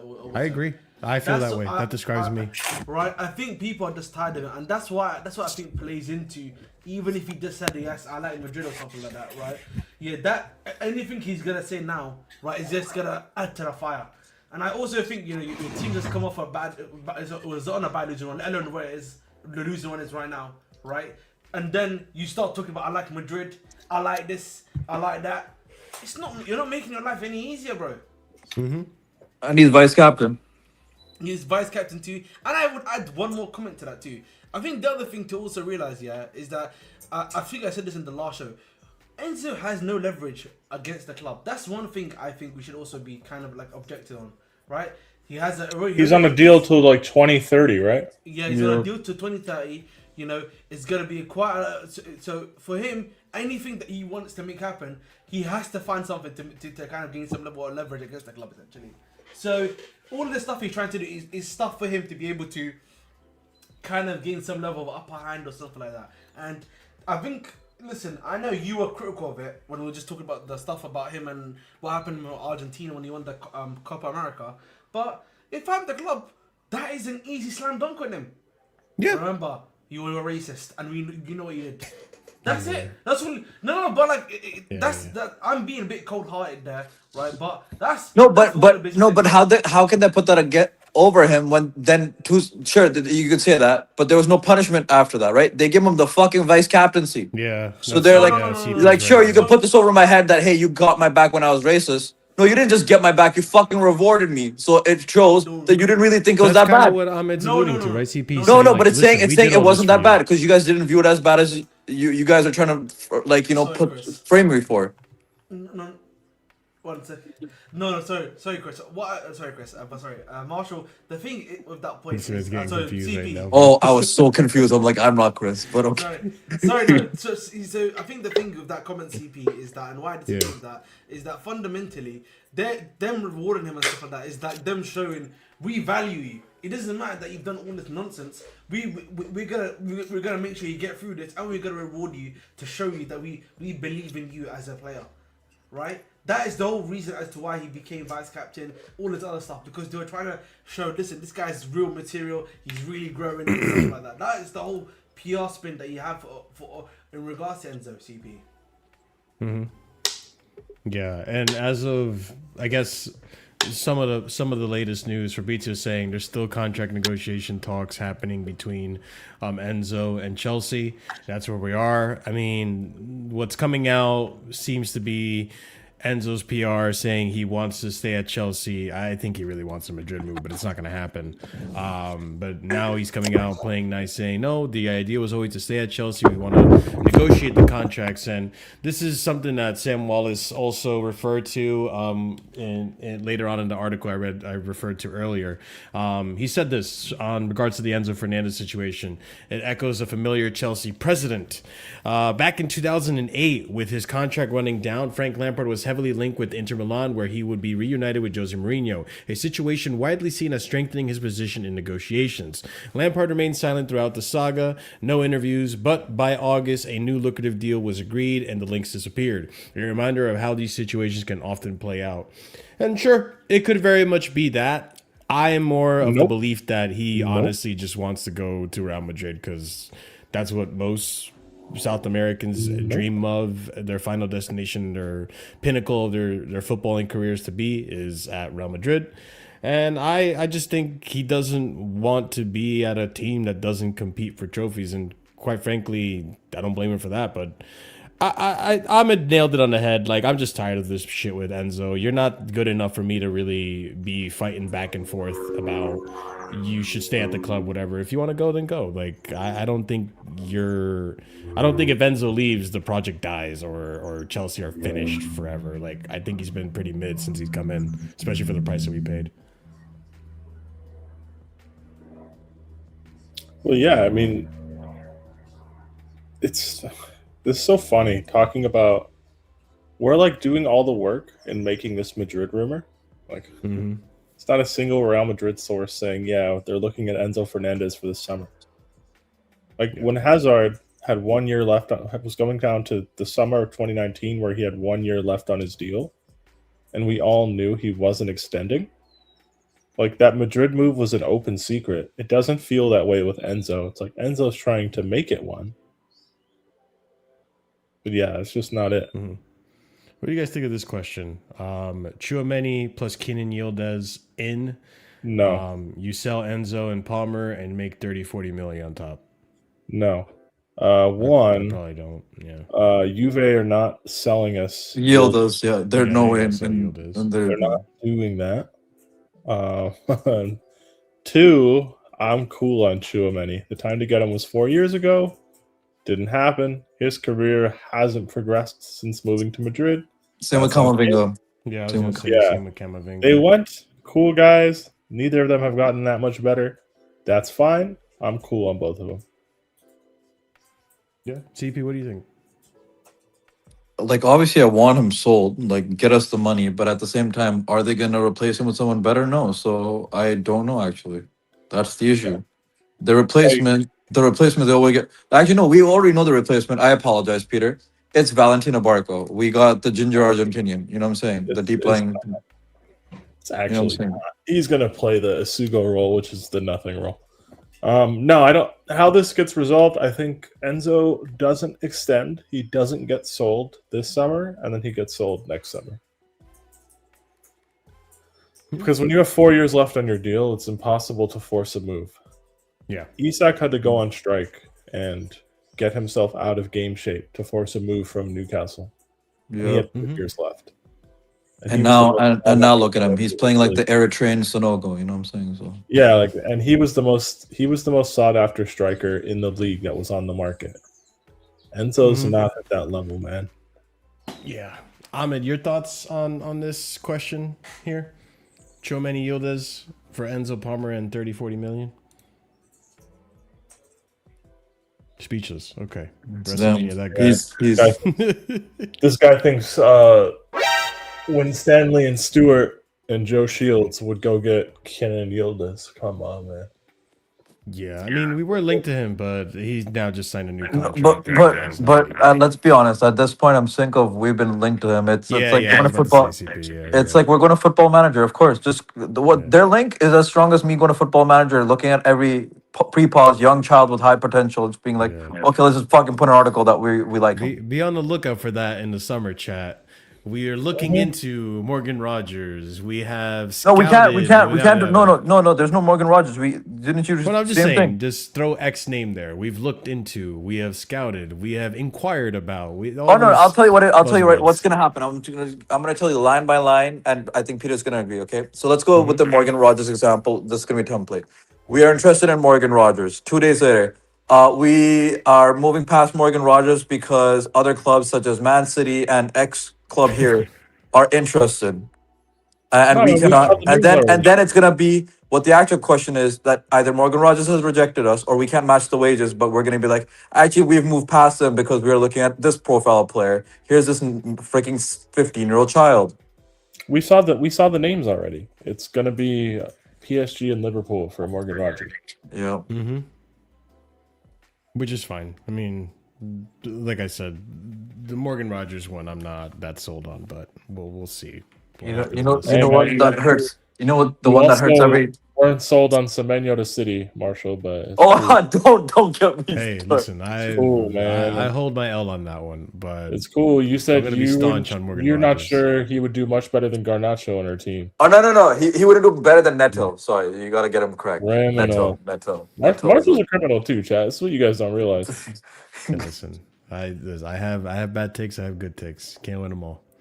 But Marshall was trying to cut these wingers bail. I just want to repeat this again. This ownership this summer had a chance to sign Ryan Cherky for 25 million, but we said no and decided to get. We're in crippling debt managed by like debt collectors, basically. Yep. And you know what we decided to do? We decided to pay 15 million to Caicedo and then get a 5 million and then do a little 5 million loan for Buenos Aires that we fucking loaned back in 6 months. So we spent 20 million. So if we spent 5 million more, we could have just got Ryan Cherky. We were Club World Cup winners and had Champions League football. And look at the window we put together. Do you know what Cherky's wages were at Lyon, Marshall? 50K. Probably 25. Yeah, I was gonna say 25K. He was on 25. We could have given him 5x at 150. We could have given 5x at 125, and he still would have fit within the structure. He still would have fit, and he was 25 million. And we decided to get Garnacho for 40 with the 10% sell-on clause. Fuck this club, bro. Fuck this club to the death. So I'm sorry to tell you, CP, the next section is probably going to rattle you a little more. Fuck. So, in regards to everything that's happened, right, and this is prior to the protest. Protest is actually the next segment. In regards to everything that's been happening building up to the protests, Blueco has been responding. And the Moises Caicedo thing was one of the things they put out there. But they've said a few other things that I wanted to point out in today's show. First thing to start this off is April 12th, we got news that apparently Winstanley and Stewart resigned from the Blue Corps as Blue Corps board members in France. So what does that mean for us? I'm not entirely sure what that means for us. Not to shoot the lead, but what does this mean for us? How is this related to us?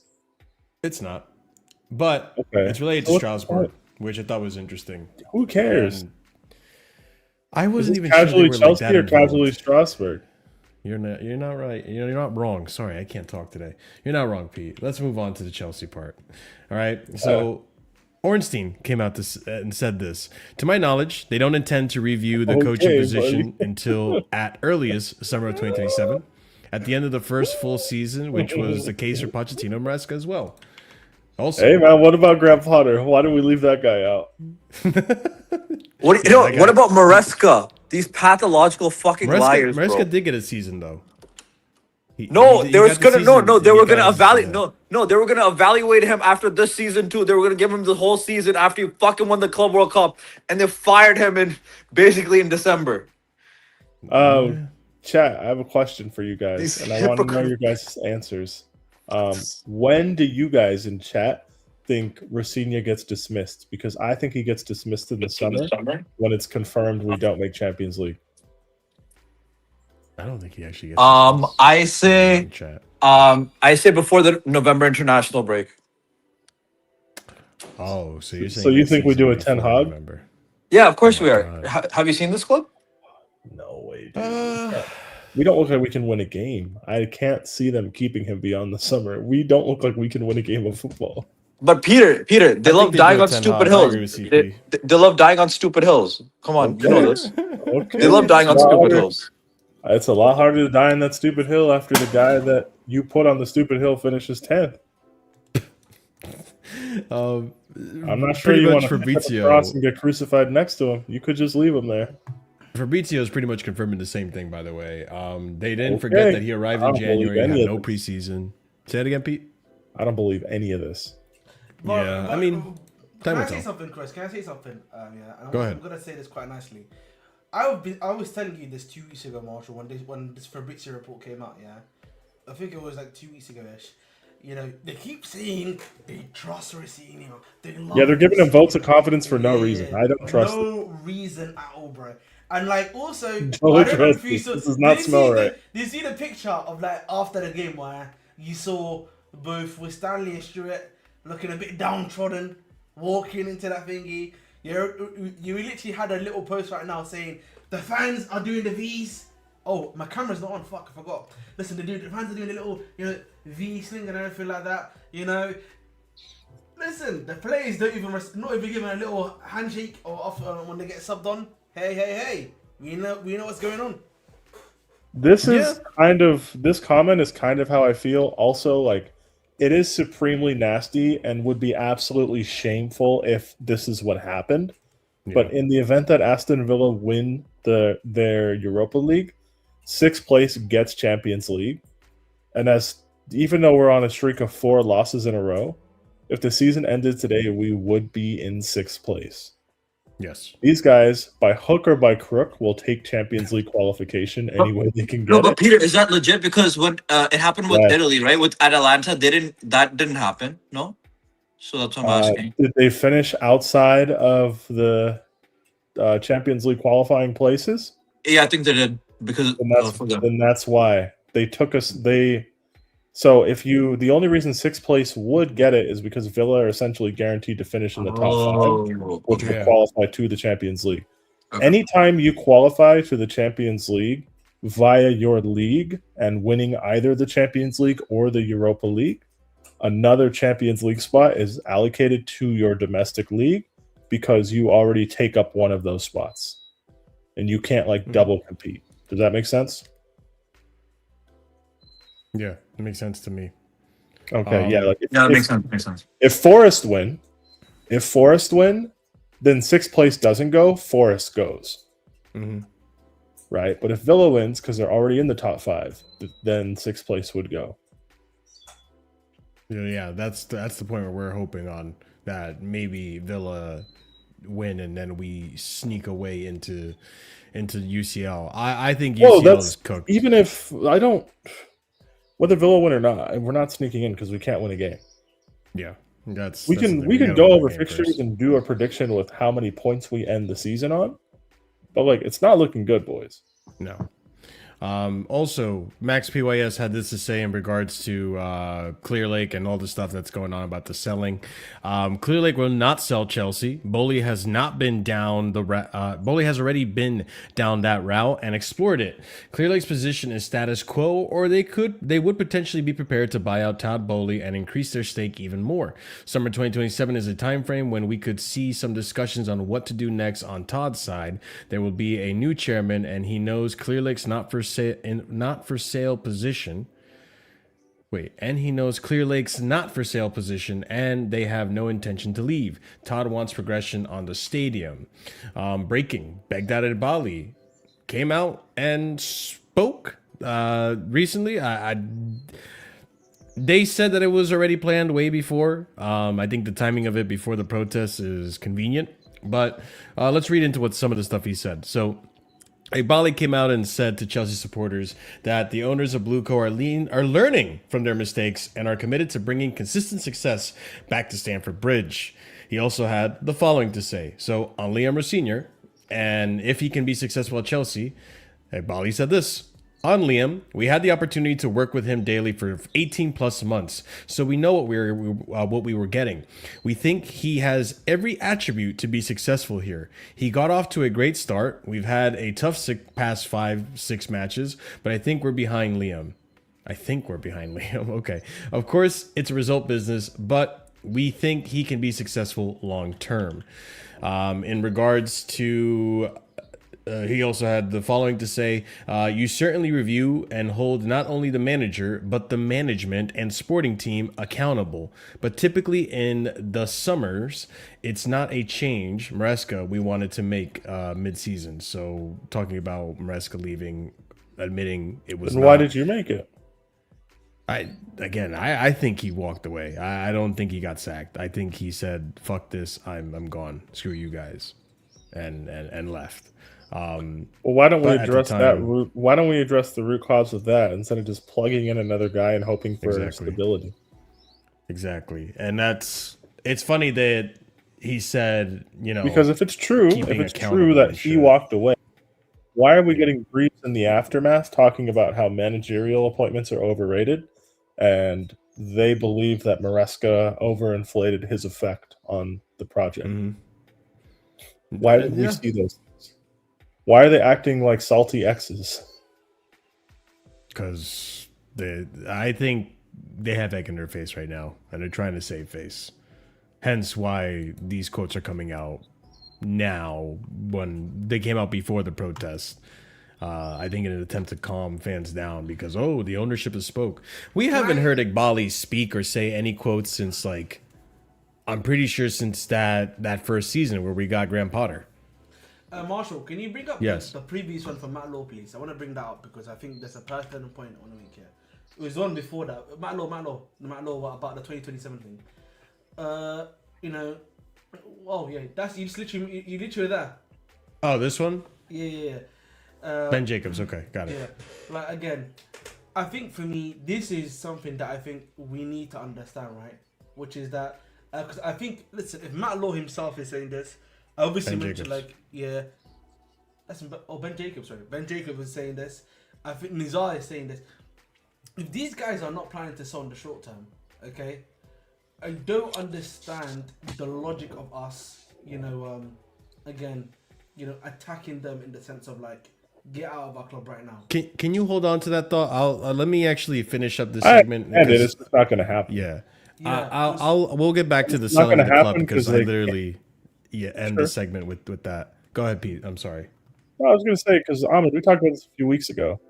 Yeah. Right now, if they sell, they would be pulling out at a loss. And with all their investors, they actually can't do that. Mm-hmm. I agree. That's what I was saying. So Baghdad also had the following to say. He said there's a plan. We reflect on the plan. We try to improve on the plan, tweak the plan. If it's not working, the message is we're committed. He also said in regards to Chelsea fans, we want the club to be successful. We're focused on delivering that on pitch performance. 6 months ago, everyone was super happy. Results had been mixed, disappointing more recently. There's a full reflection on what we can do better. Which I hope that's actually the case, but we'll see. Chelsea co-owner Baghdad Eghbali on the recruitment model, and this is a big one here. The view was to recruit and build elite players that can frankly be together and have the stability in the squad. We're still in the 40th, 50th minute of that process, but the view is to keep, sign and retain and compensate and extend some of the world's best players. And ultimately, the view was you need 8, 10, 12, 15 elite players to win and win sustainably year after year. I think we've done a few things right, a lot of things right. We've got to be better on a few things to add more ready-made players. Sponsors. That too. To add more ready-made players at this part of the project to take it to the next level, to be consistent over time. We recognize we need balance. We have world champions. We have Champions League's winners. Winners, you just Do have we? Reece James, my guy. We only have Reece James. That's it. We have elite young For him to players. say we have them when like he's not a Yeah. Champions League winner through anything you've done. Yeah, exactly. Experience has developed now. The team has been together for 2 or 3 years. The objective is to keep your best players, and we've done that. There's no intention to rebuild every 3 or 4 years. You tweak a model, you improve, you learn from the mistakes.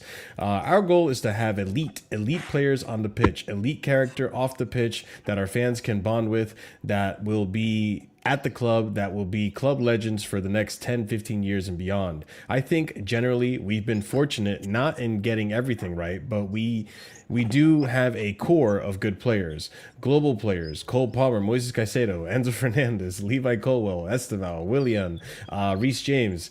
The view is now that we're here with a great core base to add some of the experience, to add some of that experience to take the team to the next level and have consistency. The fact is not lost on us, and we're at a point where we can take the next step, hopefully in the next year and beyond.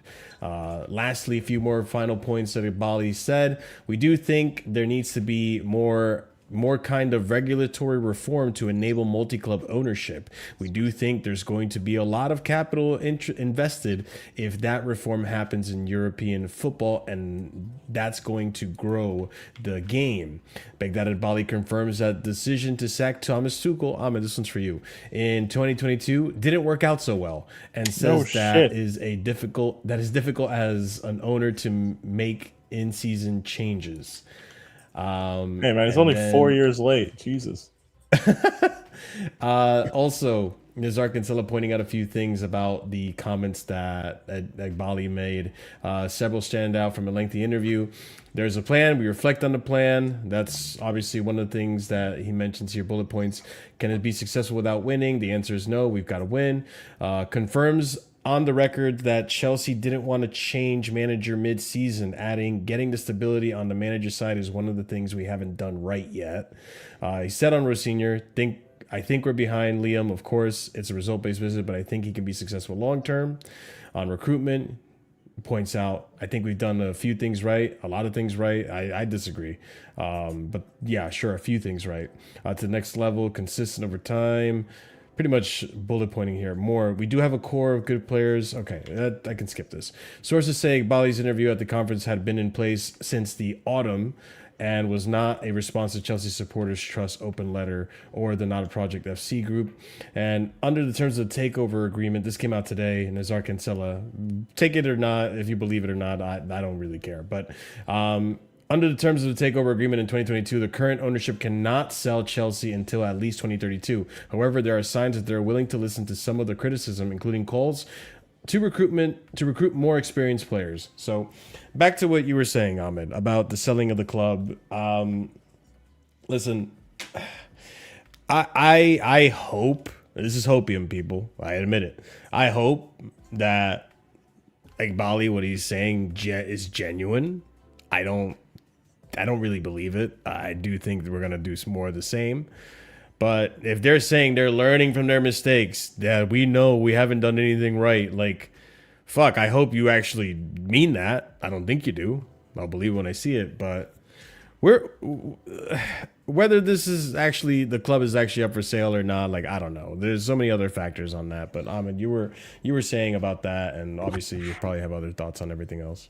I just think, listen, generally speaking, before the thing about the club selling, I've always, it's been made clear to us, at least, yeah, that they can sell to within themselves, right? But sure, they cannot, from what is being made clear to us, yeah, because like if Nizar where he works now is a bit more stringent in terms of like the level of truth now they can actually say stuff in, because he's at like a proper place that's like controlled by the government. It's like a government, like a news report, if that makes sense. So he cannot like be bringing out certain stuff and basically be saying stuff with 50% like truth, if that makes sense. And so if he's saying to you until at least 2032, I just logically assume it's going to be until then. And that's obviously without us doing the calculations of like if they sell now, it's going to be a loss, Yeah. etc. And like if you listen to what Egbhali is saying, does Egbhali look like to you someone that's trying to sell right now? Honest question. Does Egbhali sound like someone to you that's trying to sell right now? Honestly. He keeps talking about No. the long term No. and Egbhali does not look sound like to me someone that's trying to sell right now. In fact, I would go as far as to say Eghbali and his partner in crime, Jose Feliciano, they're going in balls deep into other projects. Like, I don't know if you saw, Yeah. Jose Feliciano now is the Padres now, man. You know? Yeah, you know what? That brings me to this. That means they're fucked. The Padres are fucked. Hell yeah, fuck them. This tweet from the same conference. He's pushing for more a reform on multi-club ownership. So they're in the market. It looks like he wants to buy more clubs. This is why I say this like no. I think EPL Turf, yeah, this is where you and I disagree. He's the head of the investment firm. Okay, so whenever he does the investment stuff, right, he's raising money to make the investments work. So if he's a lot of the, I would naturally, again, this is Ahmed Abdi speaking here. I can 100% be wrong. I'm not liable to be wrong here, but I'm just making the point that, listen, if the way this guy is speaking, for me, it just sounds like someone that's got a long-term investment that knows how that's got everything essentially planned out, it seemed, right, to make stuff happen. I just don't know. Like, for me, like, if it was so, if Clearlake Capital didn't believe in this sort of stuff, yeah, I promise you, we would start be hearing from some rumblings from some investors, bro, by now, surely. Probably. I would assume so. Right? No, you're actually right about that, because we remember how many people stepped up to the plate in terms of, hey, I have an interest in buying Chelsea. There was a lot of people. We probably would have heard something by now from some journalists. Yes, and that I also there's an think, interested party in buying Chelsea. Yeah, would it be that? I also think the other point to add is that, again, I think if the value for investors put him under pressure to cut losses, that is true. But listen, he's already doing that. He's if you look at the way the club has been run right now, they've been trying to cut costs. How much? The players' stuff has been cut costs. They've gotten whole new stuff. They've been doing a bunch of other stuff. So from a cost perspective, they have been reducing a lot of the cut costs. And from what they're saying, all of these losses are one-time payments that we have to do. That's what they're saying, right? So then the natural assumption is next season, I'm expecting, the loss to be quite small. Yeah. That's what I'm saying. Like, there's so many things that we don't exactly know what's going on in terms of the background, but even with the whole investors, I don't know how many of you guys have been in have done anything in terms of investing, but a lot of the part of the investing game is being able to not react when you see the market plummet or skyrocket, right? Like it's seeing the growth over time, not the growth in an immediate future, right? That's just a long, overinflated way of me saying we might not be good right now in terms of money, right? Like coming out of UCL doesn't look good, but in terms of these investments, and I don't know exactly what goes into how they're making money. We know flipping players is part of that. We know the merch sale is part of that, ticket sales, all that stuff is part of the profits that they make, right? But who's to say that although the results on the pitch may not be doing well, that somehow they're still reaping some profits from this, and over the course of time, just through, I don't know, property maintaining its value or Chelsea maintaining its value or increasing in value over time. These guys who are investors are willing to be patient to see things out and not just react when things are bad and just sell. Sorry, Marshall. I want to ask a quick question, then everyone else is going to make their points, yeah? EPL Turf, do we know if the club's value has fallen? That's another question that I generally don't know about, because to me, I would logically, I'm not kidding, I said this, but I logically assume the club's value has fallen somewhat. I don't know if it has or not, because like it's never been reported to us if I- the club's value has increased or decreased. By the way, as a Yeah, I result. don't. I don't think it has. And there's a saying in at least investing in people that I have friends in finance where it's like it's not about timing of the market, it's time in the market, right? It's how long you're in the market. Because the longer you are, the investment's going to increase, right? And if you look at North American teams, you might have like a Utah Jazz who's been irrelevant since, Karl Malone and all Stockton days, but they're going up in value, Yeah. right? Because of the TV rights deal. So as long as the TV rights keeps on going up, this is going to go up, right? So if you look at that, if they sign a new TV rights deal with Sky or whoever, and if Netflix comes into the game or whatnot, everyone's just going to get more money all around, Yeah. right? So then it's going to increase the club's value anyways. And don't forget, people. I mean, again, it doesn't mean much to us, right? Because we're not a serious club right now. But if the rule favors Chelsea in terms of Club World Cup, we're guaranteed a little bump in money when Club World Cup comes back around and we're back in the tournament. If they make it so that the champion can return back to it, so there's money to be made there as well. Like there's profit opportunities. They're already talking about a front of shirt sponsor. We'll go over the finances, like I said, in the next show. But they're already talking about potentially a front of shirt sponsor for next season. What's up? EPL TAF is saying that the club's value will not fall, right? So if the club's value is not falling, as an investor, what am I getting? So what is the worry then? That's the thing for me, right? If I'm the investor, I'm hearing the club value is not falling. Yes, they may be making like record losses, but if they're telling you, listen, you're our investor, the reason why this happens is X, Y, Z, and then you're able to explain it to them quite logically, and you know it's a long-term investment because it's year 4 of the investment, then what's to say then as an investor you're going to say, I'm going to back out then? That's what I'm saying. So it's not as like, again, because I know, like, again, I'm not trying to be closed-minded when it comes to these discussions. Obviously, you know that, but like, if you're gonna come into the chat and just keep spewing, they can sell, they can sell, they can sell. Yeah, I know you want to believe they can sell, and you know what? Maybe they actually can sell. What do I know? If I'm to ignore the PR and actually believe the videos that you guys are referring to for this information, then sure, they could sell. That doesn't mean they're going to. Do you understand the difference? Yeah, I can sell this computer setup. I can sell the disc plates I have back here and all that stuff. Yeah, I'm perfectly capable as a human with free will to sell. Doesn't mean I'm going to. Yeah, like Doesn't do you mean want I to have do you to. want to sell? Yeah, do you want to sell? Exactly. It's more There's so a the big question difference, that and people need can to I distinguish sell? that.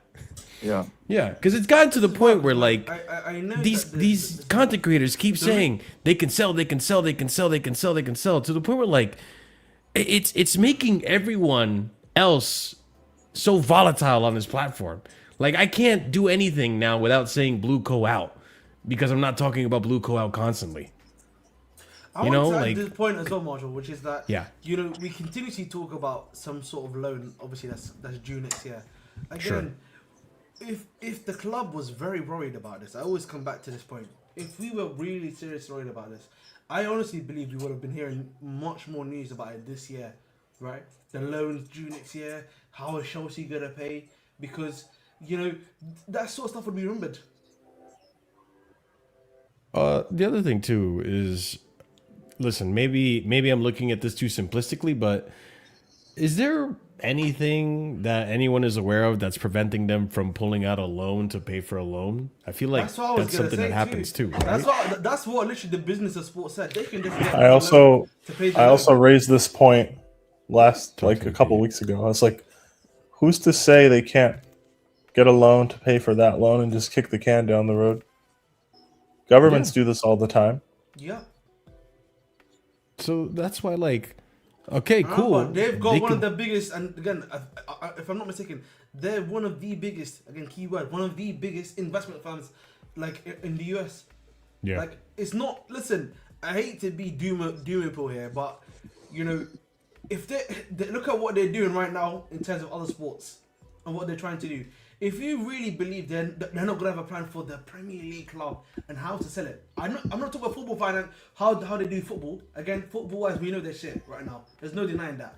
But Yeah. at least in terms of how to handle assets and stuff like that, it's undeniable. Oh shit! PSG lost today. Yeah, they lost to Lyon. Oh my god. Hold on, PSG. Because listen, they just bought one of at least his partner literally bought one of the clubs for 3.2 billion. 3.2 billion. So like, Whose partner? Feliciano's his Feliciano bought the Padres right now. Okay. Oh, really, today? Like, yeah, like 3 days ago. Yeah. Oh shit! Yeah. That I happened realized this it was week. that recent. This guy put together a whole show. Didn't even know that. I know, I completely overlooked that one. Yeah, the Padres have been up for sale for a minute though. Yeah, after their owner died, basically. Yeah. Oh damn! I didn't know that. Yeah, so $3.9 billion, which is a record 3.9 sale for a Major League Baseball team. Wow. Is he full owner or is it like certain percentage owner, I don't stakeholder? fucking know, dude. I just saw Jose Feliciano owns the Him and Padres now. it's him and his wife, and I think a couple of guys. It's like a consortium, but I think he's got like. Yeah, but I think he's maybe the majority stakeholder for that. Yeah, he's the majority stakeholder, right? So essentially, the reason why I bring that up, Marshall, is that again, they're already doing this already with something else. They're doubling down. Is essentially what you're saying. Yes, they're. So for me, again, it's just the logic for me is just not there. I think. And listen, I don't know if you've spoken about the protest yet or not, because I haven't been watching. It's next. Yeah, I was gonna move into it. Alright, go to the protest. Yeah, because like I said, like I mean, what you're saying, what Pete's saying, like what we're all kind of essentially saying is, yeah, they can. Okay, sure, maybe you believe they can sell, right? Again, there's a big difference between they can sell versus they will sell, and stop conflating the two because they're two very different things. So next time you watch that video from certain content creators telling you, don't forget they can sell. Okay, great. They can. Will they? We don't know. And Yeah, it they're doesn't not sound like they will. they're not like serving an 8-year prison sentence forced to run Chelsea. That's not what's happening. These Yeah, guys are here exactly. because they think they can make money. Exactly, Pete. And like I said, we They're just not read all the all quotes. enough of them are not looking for an off ramp at this moment in time to trigger a reallocation of shares or just a total sale. Yeah. And that's why I advocate for the protest, right? Not because I think the protest is going to all of a sudden, oh, Egbhali is going to leave and all this and that. I do think with the protest, you could potentially shift how they go about doing business. We'll see. You know, I do think it comes with pressure. But this does lead me to the next part, which is what happened at the protests. And it did happen yesterday. I talked about it briefly. Now I get to talk about it a little bit more. It looked like a good turnout. I'm not going to lie. It was reported that about 500 plus people showed up. The combination of Strasbourg fans and Chelsea fans pretty much marching around the bridge or nearabouts the bridge. I saw a few familiar faces. I saw Fatura. I saw Matisse through the videos. I saw some other Chelsea content creators. Ahmed apparently was there as well. Not really involved in the protest, but was in the area. And then you had Carefree Lewis as well there. And yeah, there was a good turnout, which is what made it so unserious previously. Just a few people would show up and you didn't really have, much to stand on. This is a very loud and clear message now that Chelsea fans kind of united together and made it pretty clear that they're not happy with how things are being run at the club. Rightfully so, I get it. But yeah, estimate more than 500 people. And yeah, there's some videos in regards to the protest here.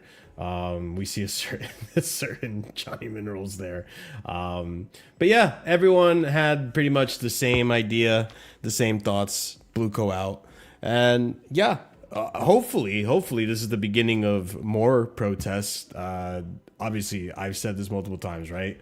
This can't just be based on results. It has to be consistent. It has to be continuous until things do actually change. What are you going to say, Ahmed? Firstly, it's disrespectful of EPL to have to say, "Oh, Ahmed was not at the protest." You know, we've got the photos, man. We've got the photos. Did you actually take photos while you were at the protest, bro? Yeah, bro. Literally, I actually had to save my granddad. Actually, he was in the area. He got You had mixed to up. save your what? Yeah, it's So I went to the protest, and my grandfather lives in the area essentially, right? And I think he was confused about what was going on because he was on his way home. And I had to like, I had to hold his hand. I was like, "Oh, hey, uncle." I was basically like, "Grandpa, what are you doing here?" Basically, because he was genuinely confused about what was going on, and I had to like put him onto the road to where he lives because like he was literally just stuck in the middle. So bless him, man. Big up to him. But yeah, no, I was actually at the protest yesterday. Literally, I don't know if you can see the date. The date, literally, I took a photo of the place. Oh, sorry. Hold on. I was looking at the video. Let me show it again. Show it again. I don't know. Let me know if my camera's working properly. Yeah, you can see it. Give or take. Yeah, obviously I was there. Let me make sure you can see the date. Obviously, night. What's the date there? 18th April. 17. So I was at the protest. Respect me, please. Thank you very much. This guy. Yeah, I was at the listen. I would say it's around about. I would say probably it's around about 500 personally. That's what I said to you yesterday, anyway, in WhatsApp, of course. Found Lewis.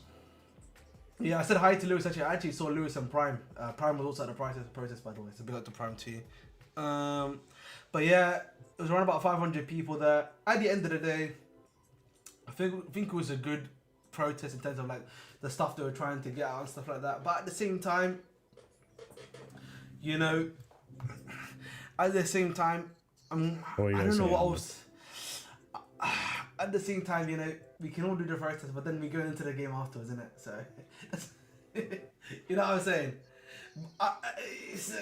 That's the only thing I can say, really. You know what I mean? Because like,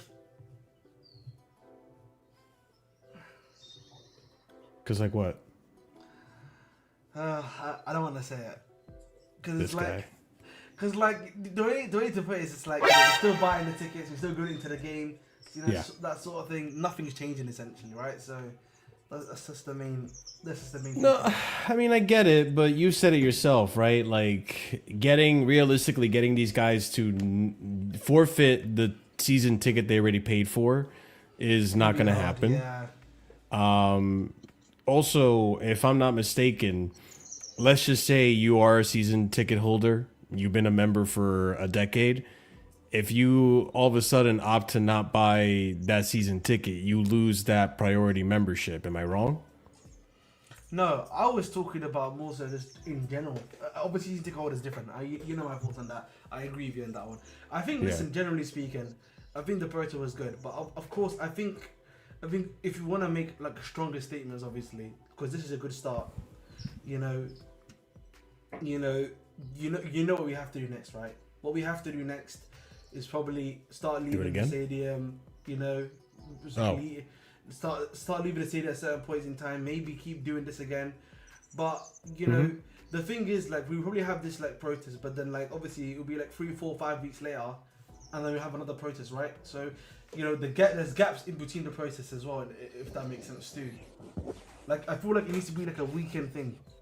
It's too decentralized. There needs to be like some continuing action. Yeah, exactly. Yeah, I mean, ideally I gotta to give disrupt the club in some way, whether it's walkouts, empty sections on purpose, showing up late. There needs to be something disruptive.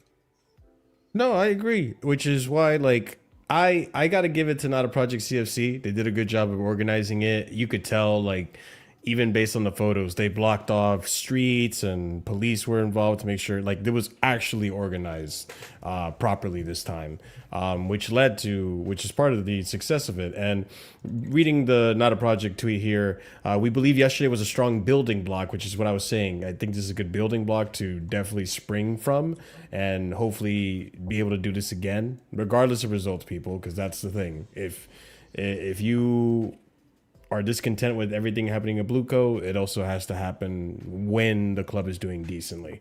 But we have to keep pushing. Tuesday, Brighton away, Blueco out, flags and banners need to be visible in the away end. Sunday at Wembley for Leeds, 33,000 of us, a global stage, more banners, more flags, anti-Clear Lake, Eghbali chants. We'll be announcing further action to take place before the end of the season. And that's the other thing too, like, obviously the Egbhali banners and all that stuff, that's probably gonna get suppressed at some point by the ownership. They'll probably Like they say did with some Strasbourg. shit. Like they did with Strasbourg. Yep. Exactly like they did for Strasbourg. Yeah.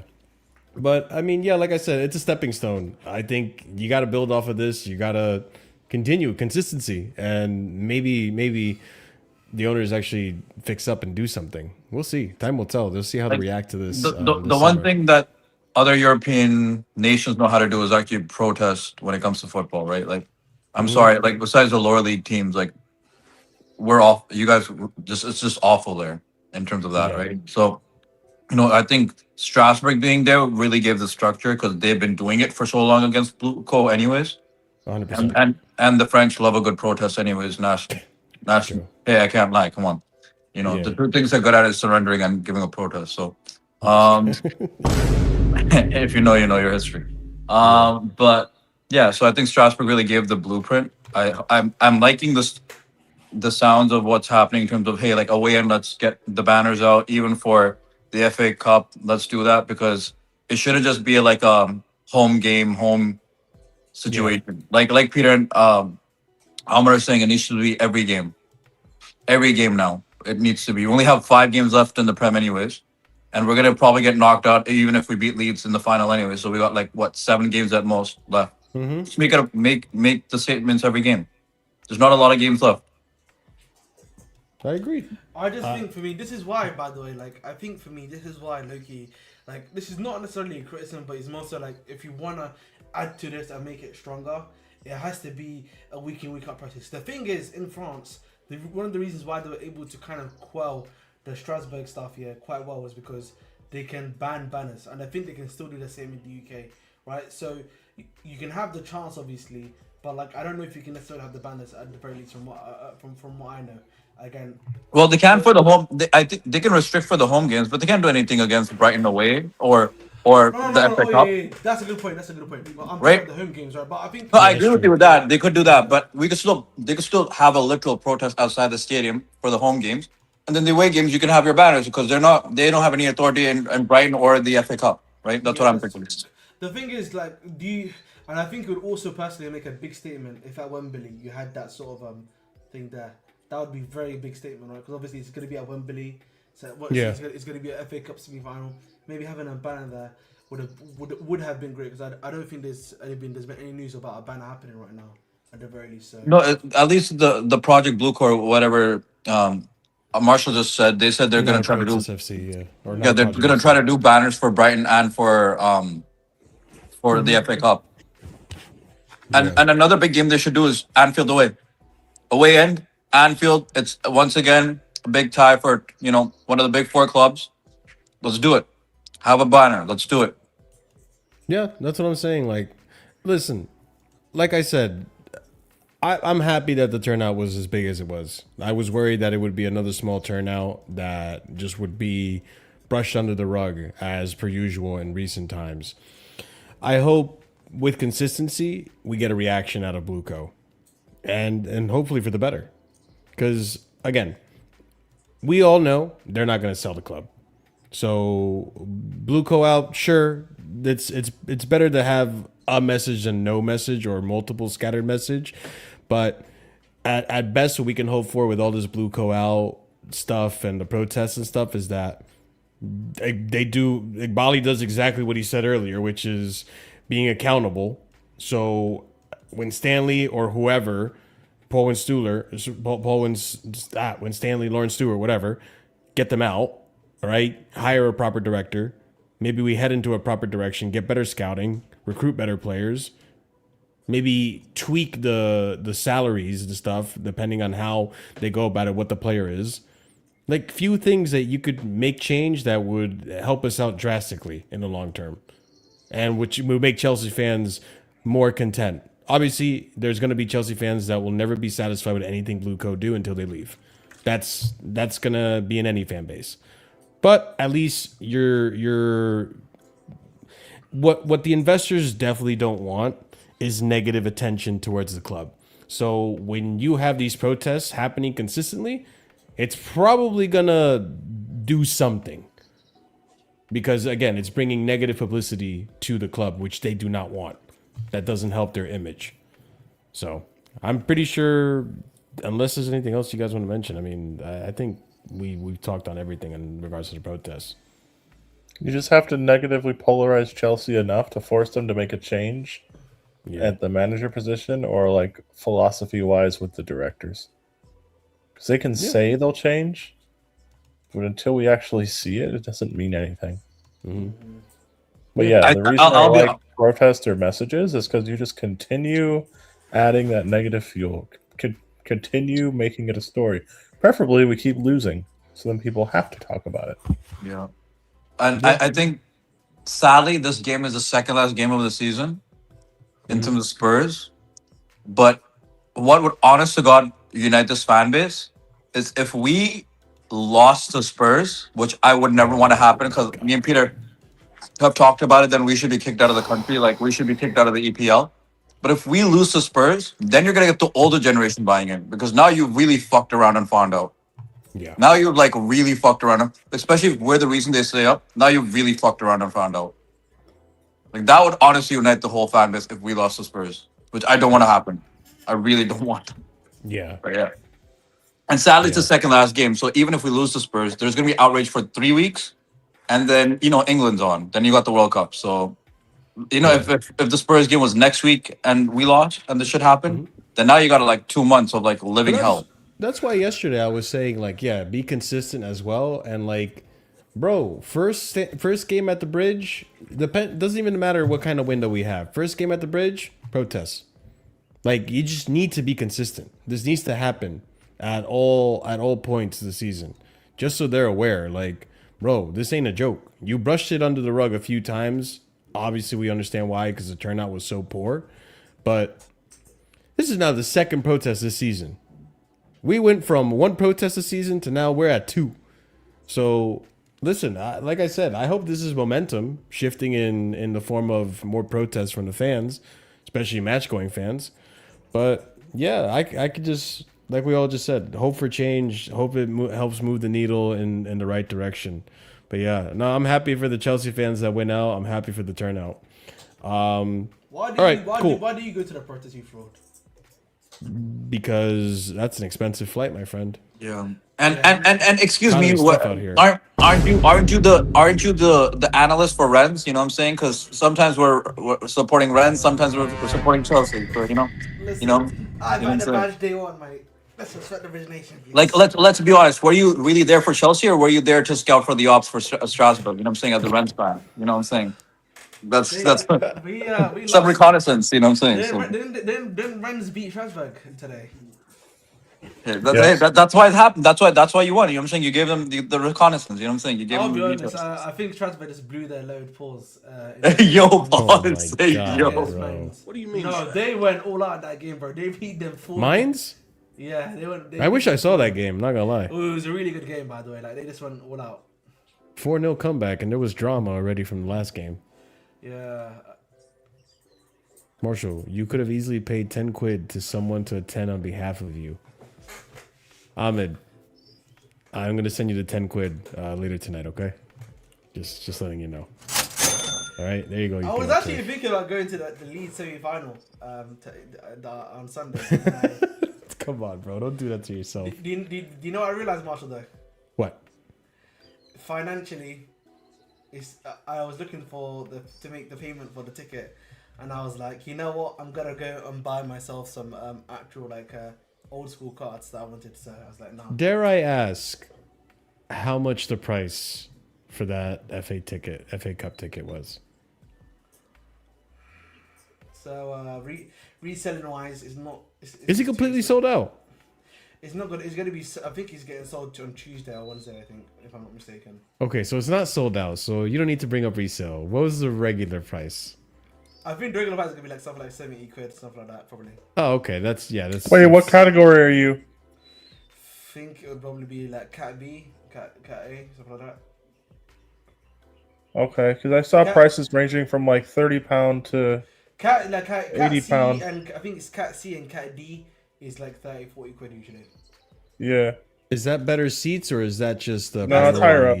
That's higher up, bro. That's why seats. Oh, okay. I see. But listen, 70 quid, man. That's what I usually pay for the big games. I was gonna say I'd probably yeah. pay 70 quid because that's about what 95 US for FA 95, Cup almost semifinal. 100. I'd pay that. Yeah, but I've already seen like FA Cup finals already. So for me personally, No, I get you. It's weird. I get it. Well, it's not weird, but like, if you support Chelsea and you live in London, we've been in how many FA Cup finals in the last 25 years?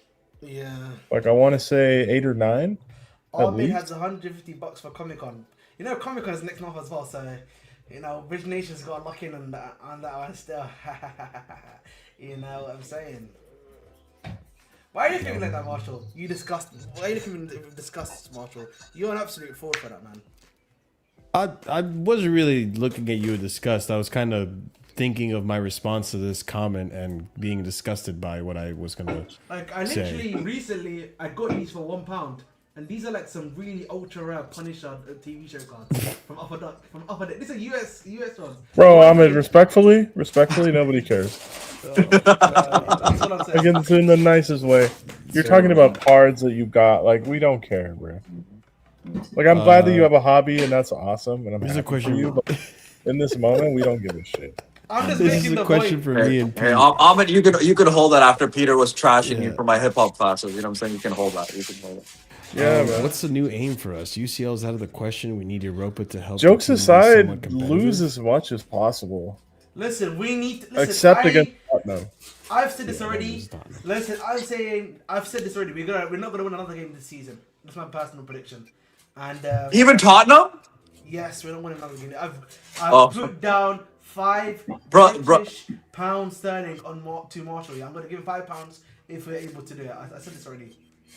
Brother, if we don't win against Tottenham, Eghbali, the entire management team, Rossinier better fucking get bodyguards for the next like couple of weeks because they're not getting out of that That's the stadium last alive. home game, bro. Isn't Spurs the last home game? Yeah, it is. That's it, man. After that, they don't need to worry about that. Dude, what do you mean? Dude, Rossinier lives in London. You think he's gonna survive if we lose to Spurs? Yes. You'll find because his hotel. This is the 21st century, bro. They're not like this in London. I think, What do you mean? You guys are rampant with knife crime. What are you talking about? This is the 21st century. Bro, What This the? is- there's no knife crime in Zone 2, bro. There's no knife crime in London, bro. Don't There's let no these- knife crime in Zone 1 and 2. Not like that. Yes. Okay, Yes. fair. Not where Stanford Bridge is. They don't care, bro. What do you mean? We got a guy with 5,000 knives behind us, man. Mr. Swordsman, right there, man. Come on.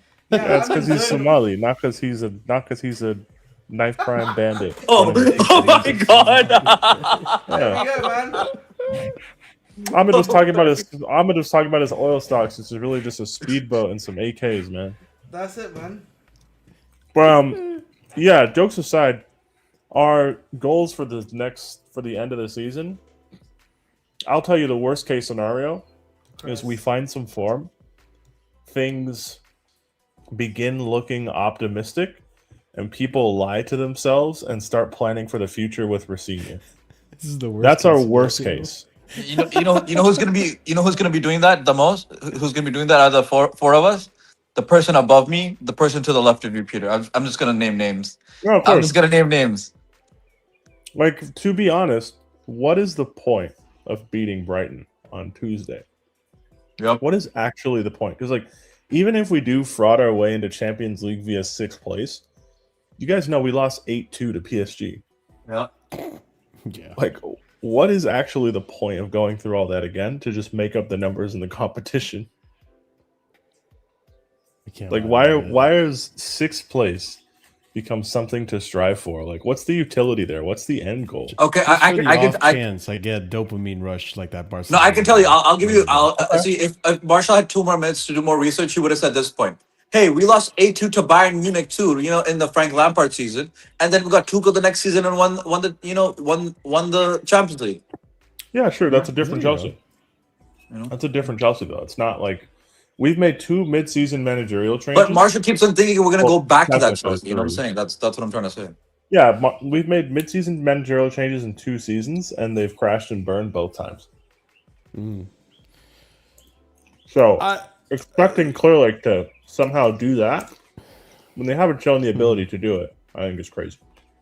That's the thing. They haven't shown the ability to do it, so I'm not optimistic that they're going to.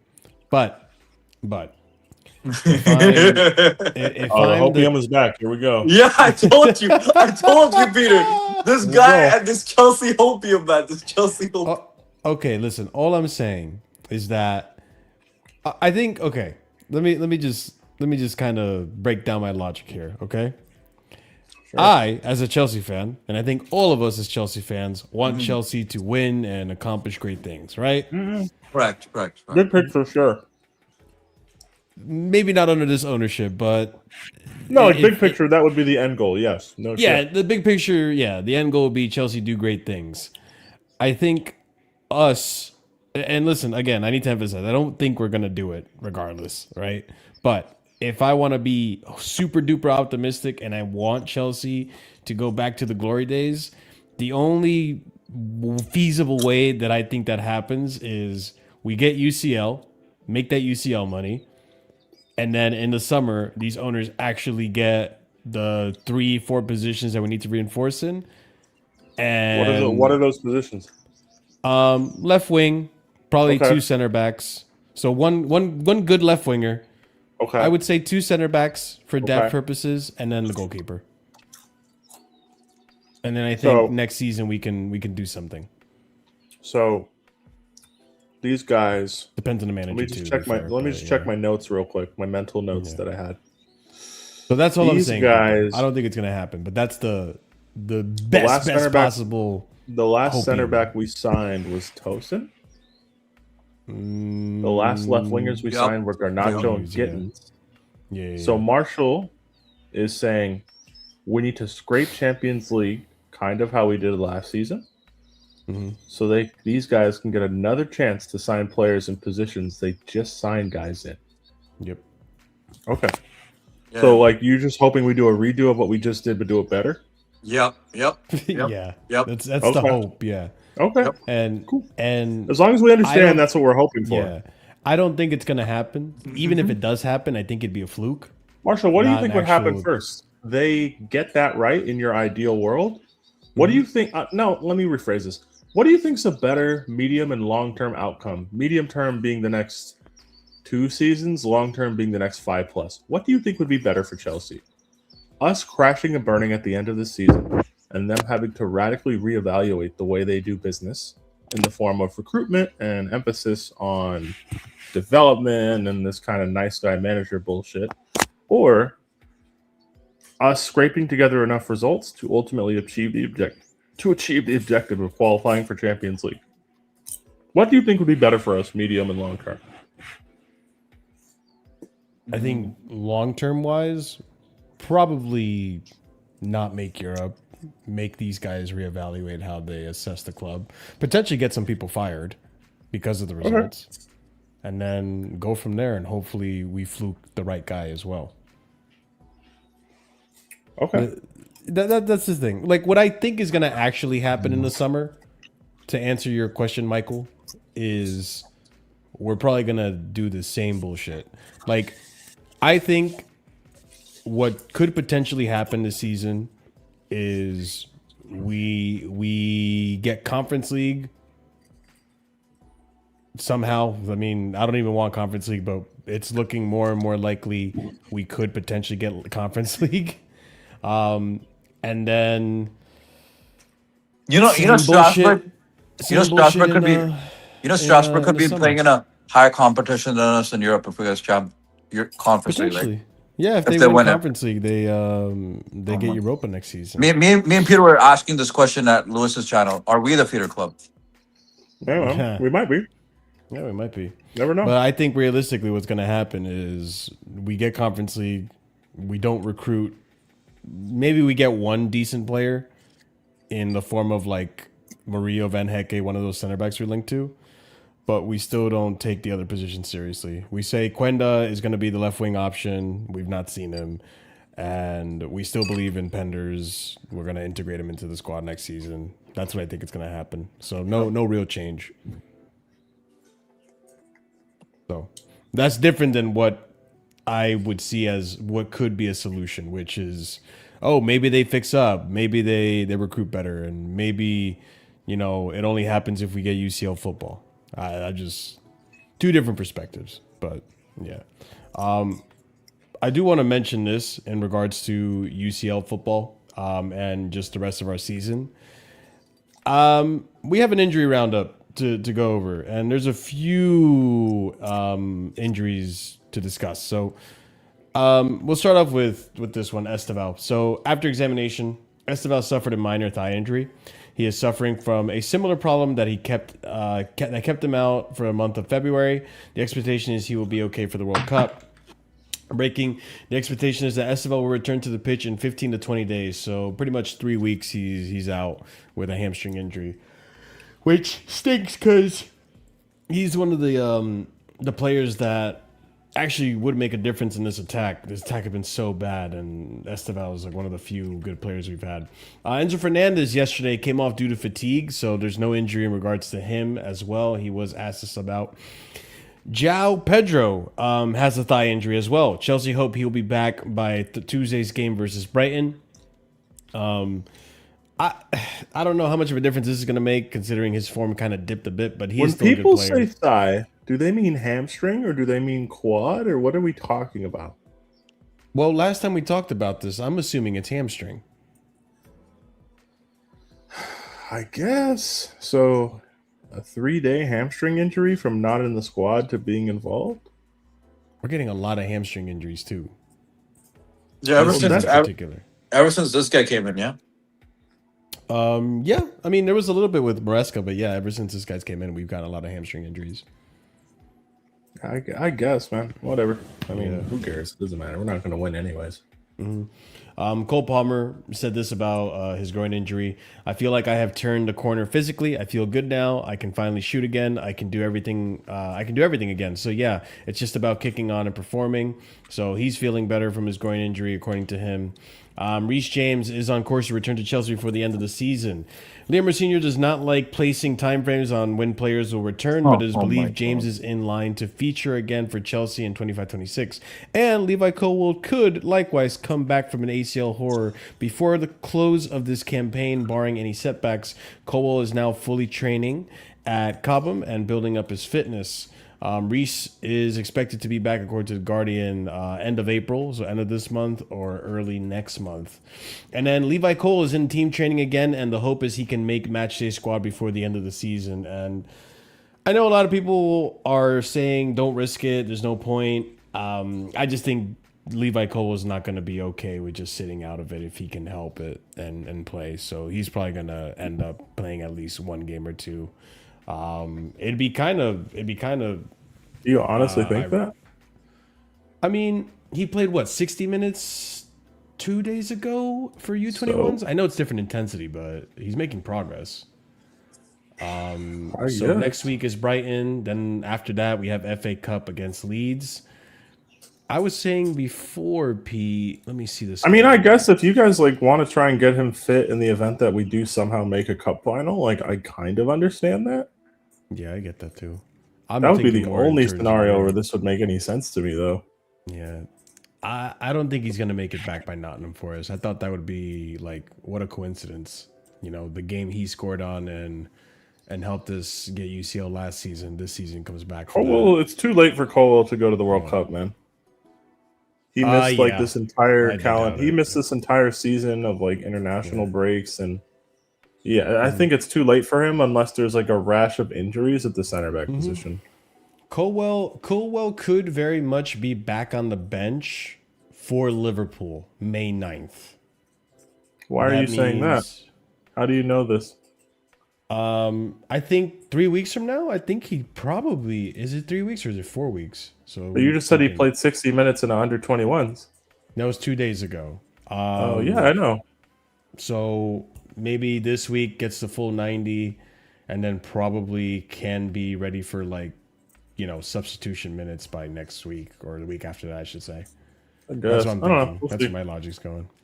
Sure. I mean, I would say just if we somehow made the cup final, play him for 45 minutes against Forest or whoever we have immediately before that cup final, and then just play him. Just gamble. Who cares? Yeah. like I said, if we do get to a cup final, I don't think we're gonna win it against City, but There's no guarantee we play City. and there's also no guarantee we play City. That's also true. It could be Southampton. I don't think we beat either one, to be clear. It's football. You want to give yourself the best chance. Levi Cole probably wants to get into Europe. He gives you a chance to get into Europa. Kind of redeems Rosinier's tenure, kind of, sort of, in a weird way. It doesn't. It doesn't. Like winning. I asked this earlier, Pete and CP. That's a pathetic idea. I'll ask this to Ahmed too. If Arsenal go trophyless this season and we actually win an FA Cup, did we have a better season? No. If we want to like be realistic, no. If we want to be shameless, yes. DP, what do you think? Same thing? Like winning trophies is the objective. So yes, technically, yes, but No. in actuality, fuck no, because what the fuck? We're like gonna be 8th, I think, or 9th. We're on that course. If Arsenal go trophyless, they know they're like a managerial change away from glory. Honestly, yes, If and that we, could, yeah. if we win an FA Cup and finish like 8th or 9th, we're not a managerial change away from glory. They're closer to the summit than we are. I'll be trophy. honest. If we win the FA Cup, this is gonna do more damage to the club in the long term than Yes. not winning it, because Yes. these dickheads will be like, "Hey, we won another trophy again. No matter what you guys think, we won something, and we're here to win." And this is why our project just needs a few tweaks. So instead of Yes. just going for 23-year-olds, we'll go for 23-and-a-half-year-olds. Let's fucking go. They'll You know, post rationalize all the nonsense and say, "Oh, we told you because so." see, We always believed in these guys. yeah, no, because Don't do that shame this shit. here's the thing. Here's the thing. They Kill me with these, the we always believed part. no. Oh These, my you know what they're God, gonna do? imagine. They're gonna use. You know what these idiots do? These idiots are not supposed to be fans. They're supposed to Yeah. be more logical, but they think like Mhm. fans. You know why I'm saying this? Because when we won the Champions League, we thought we were a Lukaku signing away from challenging for the league. Right? That's what we fans thought. Yeah. That's what we fans thought. Maybe Marina and the team didn't think that, or they might have thought that too. But we fans thought that. Why the fuck are these dickheads using our logic? We're fans. No. The word fan comes from the word fanatic. Again, We're not supposed to be logical. Plan A wasn't to get Lukaku. Yeah, I They know. kicked the tires on Erling Haaland. Don't get me and started on that nonsense. Don't. That didn't work because Raiola was still alive at that time, right? Yes. Yeah, Mina was alive. Yeah, so he basically said, "Give me a fat agent cut and send them." Yeah, 150 150. They wanted to outright pay 150, and he was gonna get like 50 million off that 150 basically, and the 100 million was gonna go to Dortmund. Yeah, but yeah, Plan A wasn't. Oh, Lukaku, we'd love it. They obviously kicked the tires on Haaland. Our fan base like forgets that happened. That definitely happened. 100%. So I'll be honest. I hope we. Fuck, I don't want to lose to Leeds historically. Yeah, let's just beat Leeds, get to the final, get mollywopped by City. That's what I want. It's so shitty. I don't know. that It's I can't not even enjoy like victory. you guys. I get Wembley drought is bad. Whatever. I just these domestic cups are not a good way to judge progress of big clubs. No. They're not Yeah. honest benchmarks for what you're seeing. United got both. United got 2 of them under Ten Hag, and what did that do for them long term? They Like, ended up in 15th. Didn't do much, right? It's not a domestic cup, but Spurs won the Europa League last season, and now they might get actually relegated. Yeah, I just don't think those are good benchmarks of success for a club like Chelsea. yeah, unless we you- sound like the people we've been dissing for the past 20 years, which is Arsenal fans post 2006. We will Yeah, sound like- exactly like them. If I honestly believe that Clear Lake wouldn't make that about them and use that to justify every crazy thing they've done this season, then yes, I could say win that cup, use it as a platform, like build some momentum and make better decisions. But we saw how they Exactly. acted after the Club World Cup. They tried to make it all about them. Yeah. I don't trust these guys. That's the part that like listen, I know I might not be the brightest person in the room sometimes. It took me, what was it? It was a tweet I had recently to make me understand a different view on how the Club World Cup was handled.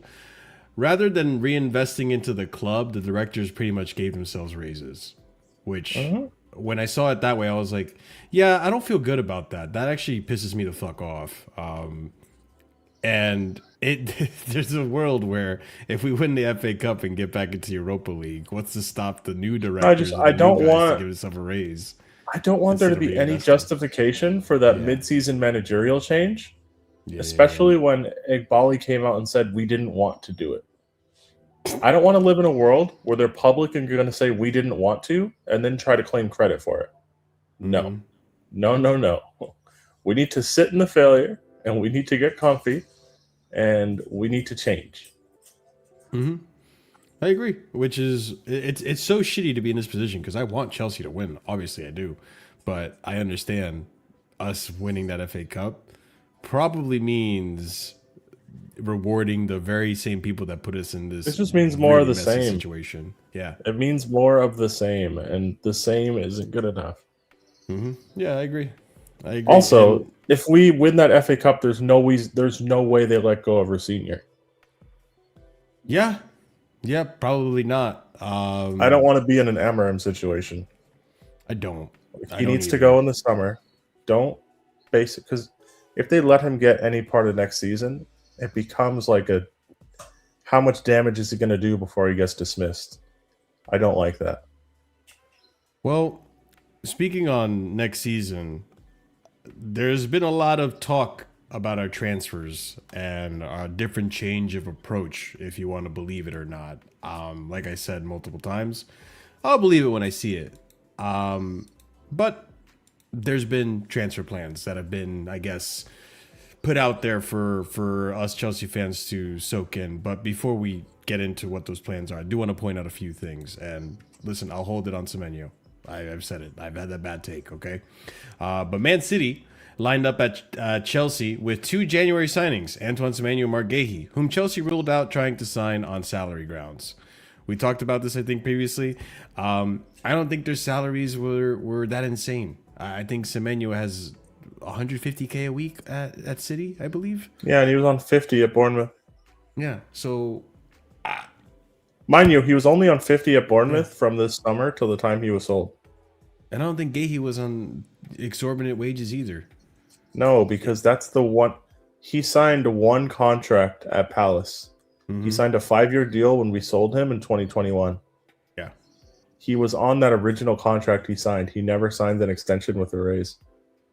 That's so they're all affordable. So for this to come out, I just think it's a load of bullshit. And we've seen it. They've set that precedence now of like, oh, we didn't go for certain players because frankly, like we can't compete with the likes of Bayern or United or City. I think it's such a joke to come out publicly and say that, because now you're setting up this precedence of like, whenever something doesn't work out, you're just going to point the blame at the team you were competing for. I think that's stupid. I hate everything about it. But Ornstein came out this week in regards to transfers, and obviously in reaction to all the protests and stuff. Well, this is before the protests, but in an attempt to try to calm down the fan base, Ornstein had the following to say: "The sporting directors signed new contracts not so long ago, and I haven't received any suggestions of changes in that area. Headhunters helping Tottenham Hotspur with their sporting directors search are said to have contacted Paul and Stanley among multiple potential candidates." So, dude, I hope you do go to Spurs. I don't care. Chelsea face a crucial summer. Continue investing in youth and risk key players pushing to leave, or spend big and be forced into major sales to fund it. Either path points towards a potential squad breakup and another reset of the project. If the right offer arrives, Enzo Fernandez is expected to leave, and Marco Corella could also depart if he chooses. There remains a need for sales regardless of direction taken, according to Time Sport. Alex Crook and Ben Jacobs came out with also this. Chelsea are preparing to sign more experienced players this summer and potentially older ones as a consequence. They're also looking for height and strength. More on this from Fabrizio. Chelsea will add experience, but it's not going to be a complete revolution at Stamford Bridge. They maintain their identity, trusting young players, developing them, signing top young talents. Ornstein with more details. Chelsea have plans to improve their squad this summer. They're looking for greater emotional resilience and maturity. Players who are ready to start and impact straight away. This isn't necessarily saying older or more experienced or players who are used to playing in the Premier League. It's just players who hit the above criteria.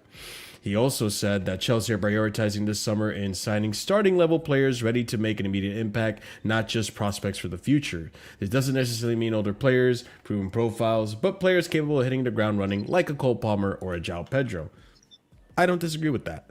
Liam Sr. answered in regards to questions of the summer. You'll see, in regards to Chelsea's ambition in the market, a message the club view as important amid efforts by the fringe supporter group to build momentum towards a planned protest before the Manchester United match. Liam Sr. confirms he's involved in Chelsea's plans for the future. We've had, even over the last week, very detailed conversations about what we need to look like after the summer window. Chelsea have privately assured Reece James and Marc Cucurella that proven Premier League players will arrive at center back, midfield, and in attacking areas. Nazar Kinsella also pointed out that failure to qualify for Champions League would undermine any rebuild. Chelsea have already spent about 1.5 billion on signings under the current ownership, and despite recouping approximately 750 million pounds in sales, they remain under financial scrutiny for UEFA, having faced fines for breaching their regulations.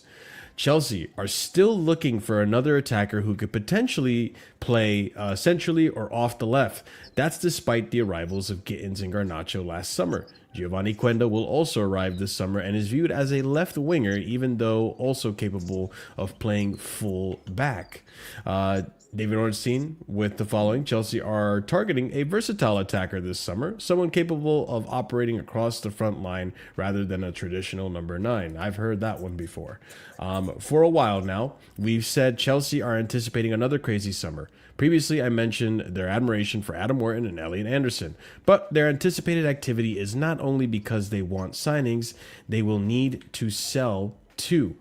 Chelsea are expected to target more Premier League proven players this summer to add experience to the squad. However, supporters remain skeptical, feeling they've heard similar promises before, despite the beliefs this shift is necessary to overcome the club's current ceiling, according to Kieran Gill. And that last tweet, I agree with it. That's exactly how I feel. Sure, you can say all this about getting Premier League proven players and all that fun stuff, but at the end of the day, I want to see you actually do it and let it be good quality. Because if you're saying you're going to bring in Premier League players and telling Reece James, Cucurella, I promise you, we're going to bring Premier League proven players, and the player that you're linked with is Darwin Núñez, brother, just fuck off. Like at that point, just fuck off. We're just lying to people now. But yeah. I think it's pointless to ask what you guys think is going to happen in the summer in terms of what this is, referring to. I think we all agree. Probably what I'm saying. I will believe it when I see it.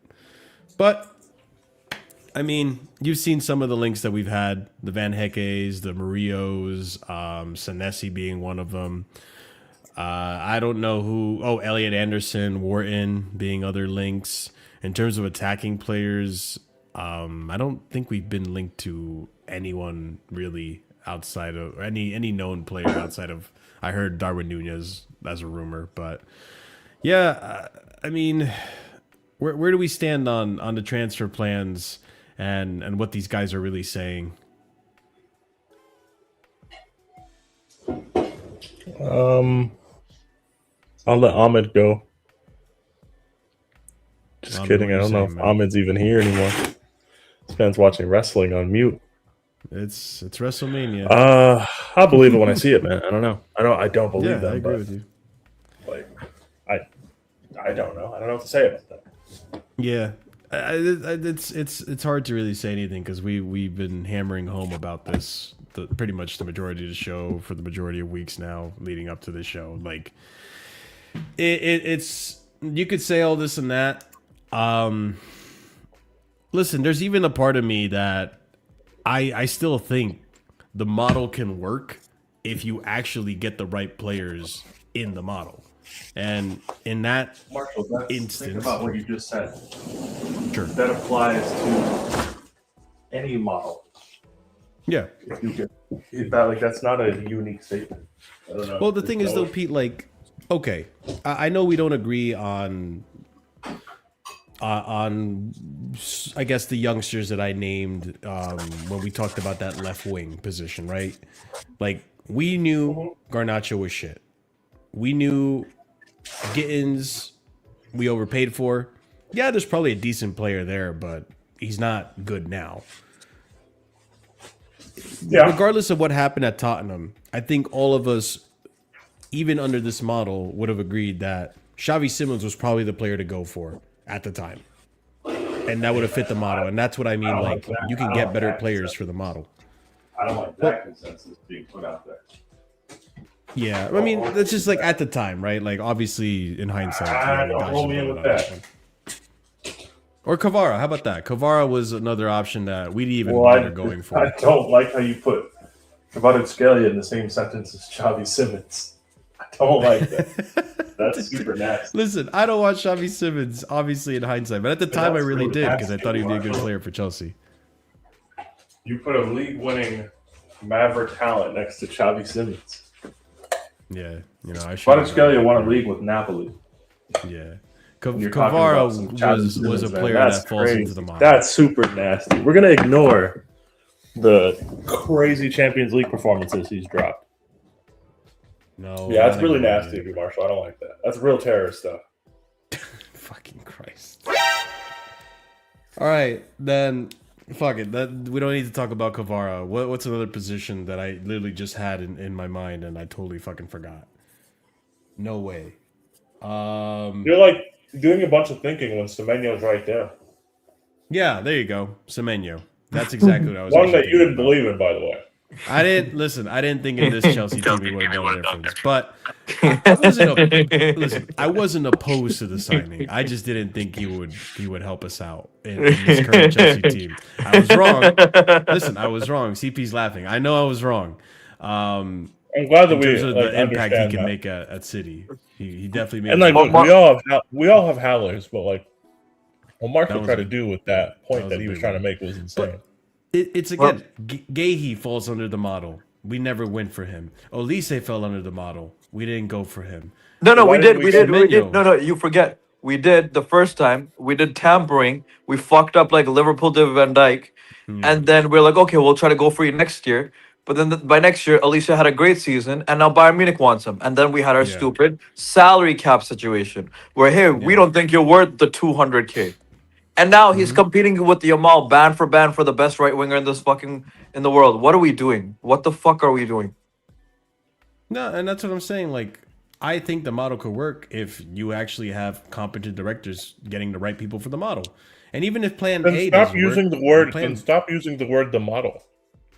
Because the current model uses incompetent directors. Model implies some sense of competence and some stable process that yields good results.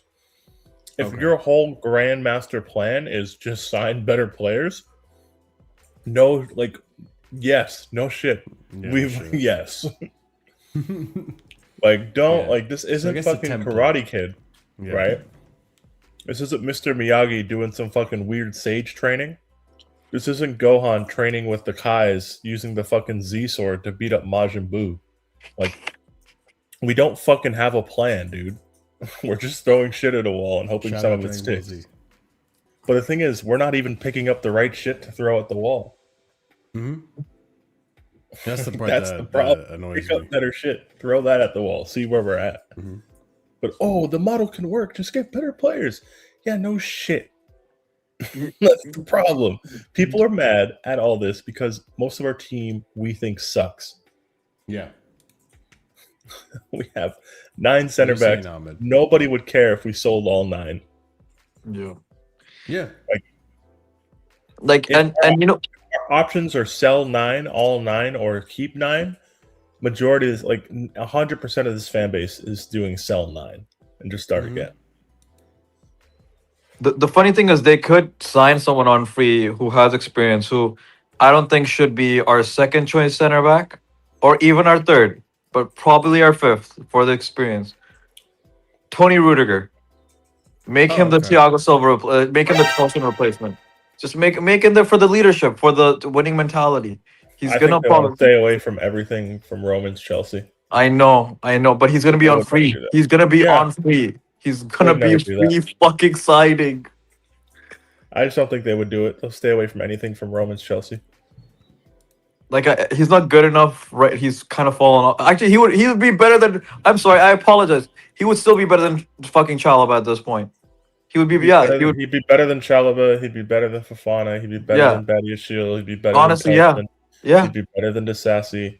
The He only could probably one, start with Colwell as starting center back pairing. At this like, point. if you're gonna do like a Colwell and Sarr thing, and you want to have like Rudiger as third center back, I'd be okay with that. Yeah. Yeah, like no, he'd be better than most of them. But the sad thing is, it's not saying much.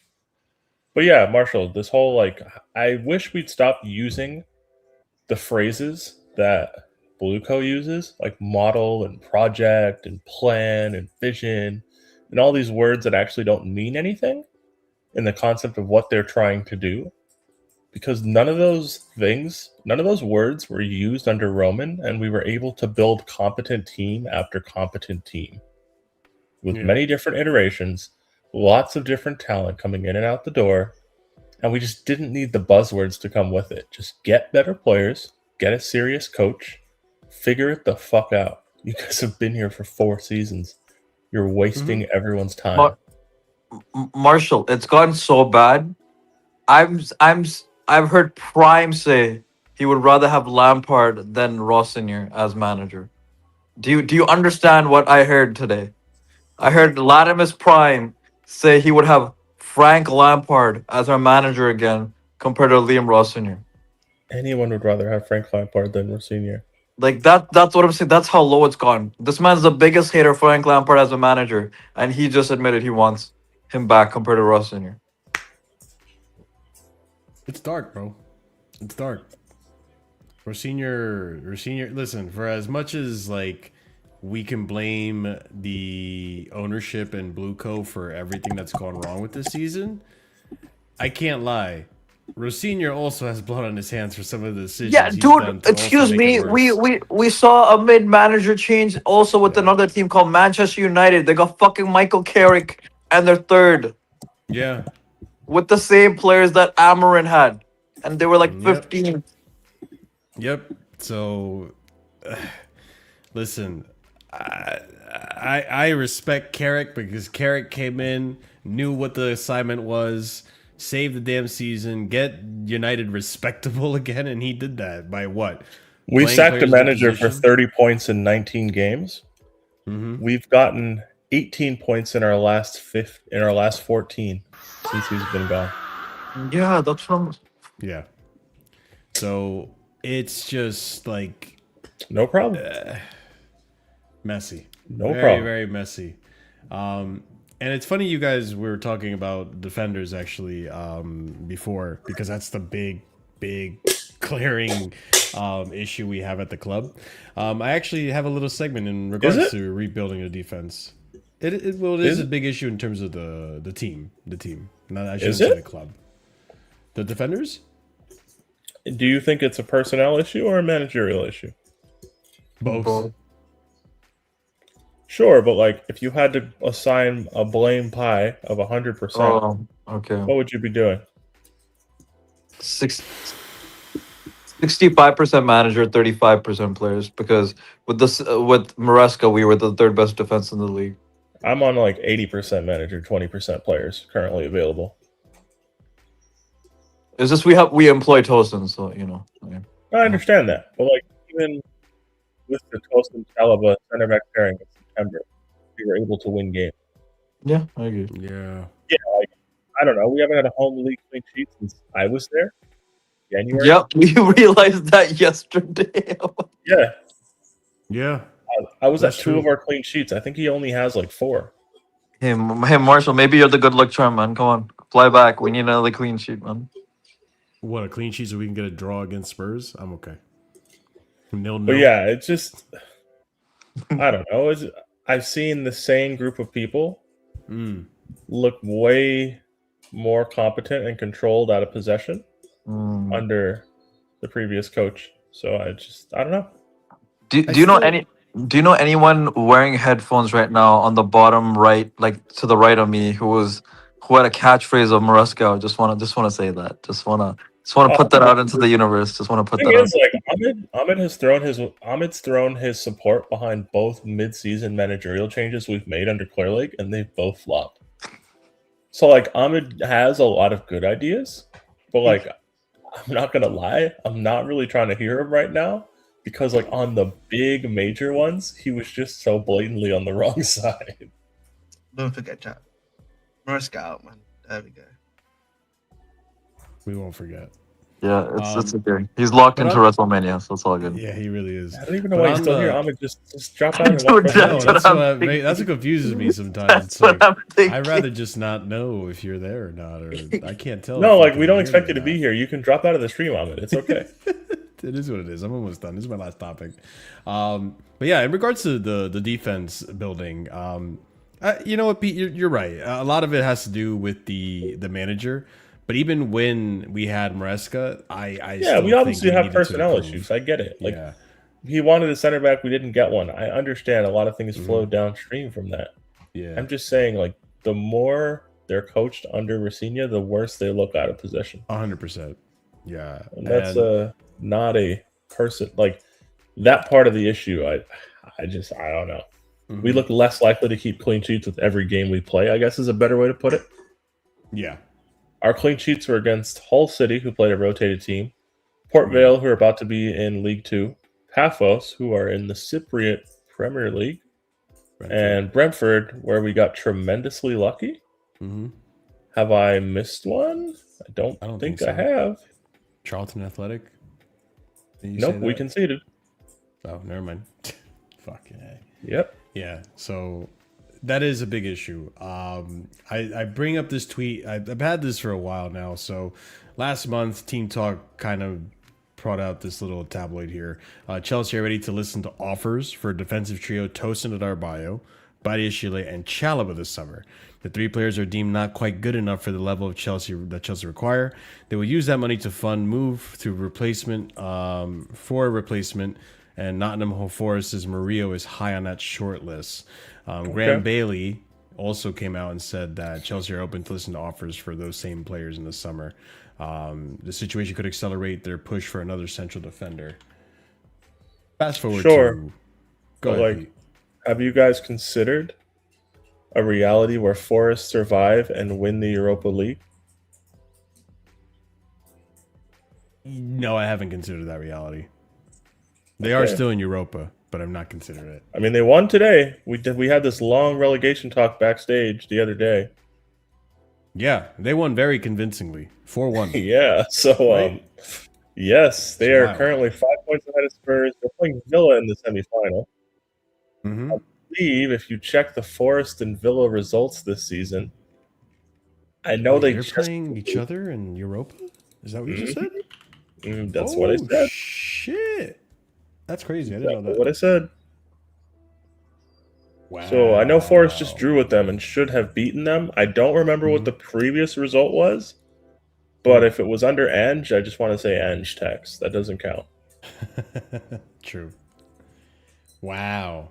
That's going to be an interesting semifinal leg. But yeah, like this whole idea, just get Murillo. Like this whole get X player If they from sell Forest Murillo, might not be happening, guys. I'm not going to lie. That might not be happening the way you think it will. yeah, we're linked with Murillo. We're also linked with Van Hecke, who I can't speak much on. I'm not his biggest fan, but I've not seen him too much. I've seen more Murillo. I do like what I've seen of Murillo, but it's like what you said, right? We'll see what happens depending on their Europa League ambitions and what happens and if they stay up. Got to on see how the which season looks like- ends before we can start Yeah. talking targets from other teams. It's big, yeah, and start talking our own targets, considering where we're going to be and how much money we're going to make at the end of the season. Chelsea are considering a move for Nottingham Forest defender Murillo, who is valued at 57.5 million euros, according to Graham Boehly. Sources close. This is from last month as well. Sources close to or February. I'm sorry. Sources close to 23-year-old Nottingham Forest defender Murillo have confirmed that his camp are actively assessing potential landing spots, with the expectation growing that this summer will be the window he finally makes his jump to a top 6 club. Chelsea and Liverpool have done more groundwork on Murillo than any other club over the past 12 months, with both sides even weighing up bids last summer. Yeah, we'll see what happens with Murillo. Van Hecke was another one that we were linked to as well. So Chelsea scouts watch Sporting's Maxi Araujo last night versus Arsenal. So that was obviously a few days ago, or weeks ago. Chelsea are keeping tabs on Ousmane Diomande. John Paul Van Hecke has been added to the list of potentially interested center back targets. Brighton are expecting to recoup at least £50 million for Van Hecke, who is attracting interest from the Premier League. Here's a name that I haven't mentioned in a while. We were linked with as well. Castelo Luqueba. This is dead-ass CB's cousin. No. No, I'm not even joking. I'm not even joking with you. Wait, he's really his cousin? I'm not even joking with you. I'm not even playing. No. Wow. Keep him away. No. I'm not even kidding. That was not making a joke at all. He's related. Yes. Oh, wow. Look at that. No, you're not. No way you're telling me Luqueba is his cousin. I don't care if you believe me or not. This isn't my cousin. Take No, that for I what know, it's but worth. wait, he I said don't this care what I'm publicly? not gonna staunchly try and convince you, dude. I don't give a shit. But yeah. Wow, Peter, how dare you? I'm out. He said, how No. dare you? I don't want CB's cousin on the team, dude. No. All right. Oh, wait. So no to CB's cousin. But he Yeah. has an 80 million euro release clause. We were linked to the guy. So I brought that Yeah, up I'm as out. well. I'm cool. Go for it. Yeah. I don't want to have to To crash be fair, I CB's haven't been family. keeping track of him. I don't know how good his season's been. I don't want to crash season, CB's family, dude. No. Breaking: Marco Senesi is about to choose his next team. Agents in contact with Chelsea, Tottenham, and United. These are the three favorites. Ben Jacobs then came out and denied it. Chelsea are not expected to revisit the deal for Senesi as it stands, and instead are prioritizing height and strength in a player who will partner Levi Colwell. So yeah, Senesi sounds like he wants Champions League by hook or by crook, man. That's why he threw United in there. Yeah. So that's the other thing too. Like we were just mentioning, it's gonna depend on us too. To be fair, there's gonna be players that absolutely do not even want to look in Chelsea's direction if there's no European football. No, of course. So Of course. yeah, I get it. Also, he's gonna be a free agent, right? Yeah. He's gonna be free. Yeah, man. It becomes he's also, what is he, 29? Might be turning 30 this summer. Let me look it up actually. Because when you're a free agent, you're looking for the wages, man. Yeah, you want that, especially at his age. You want that. And we're not good paying that. contract. Yeah, you want that 3 or 4 year Payday. deal, and you want a payday. Mm-hmm. I get it. Yeah, it makes sense why Chelsea ruled themselves out of this. I get it. Yeah. Mm-hmm. I don't really blame them in this case either. Do you guys like the targets we're linked with for this No. one? No. Okay. I think Murillo's all right, but the problem with Murillo is we don't really address the height issue we have. That's not even the problem. Yeah. The problem with Murillo is he's left-footed just like Colwell. Cool. Yep. Oh, true. Yeah. That's the problem. Yeah.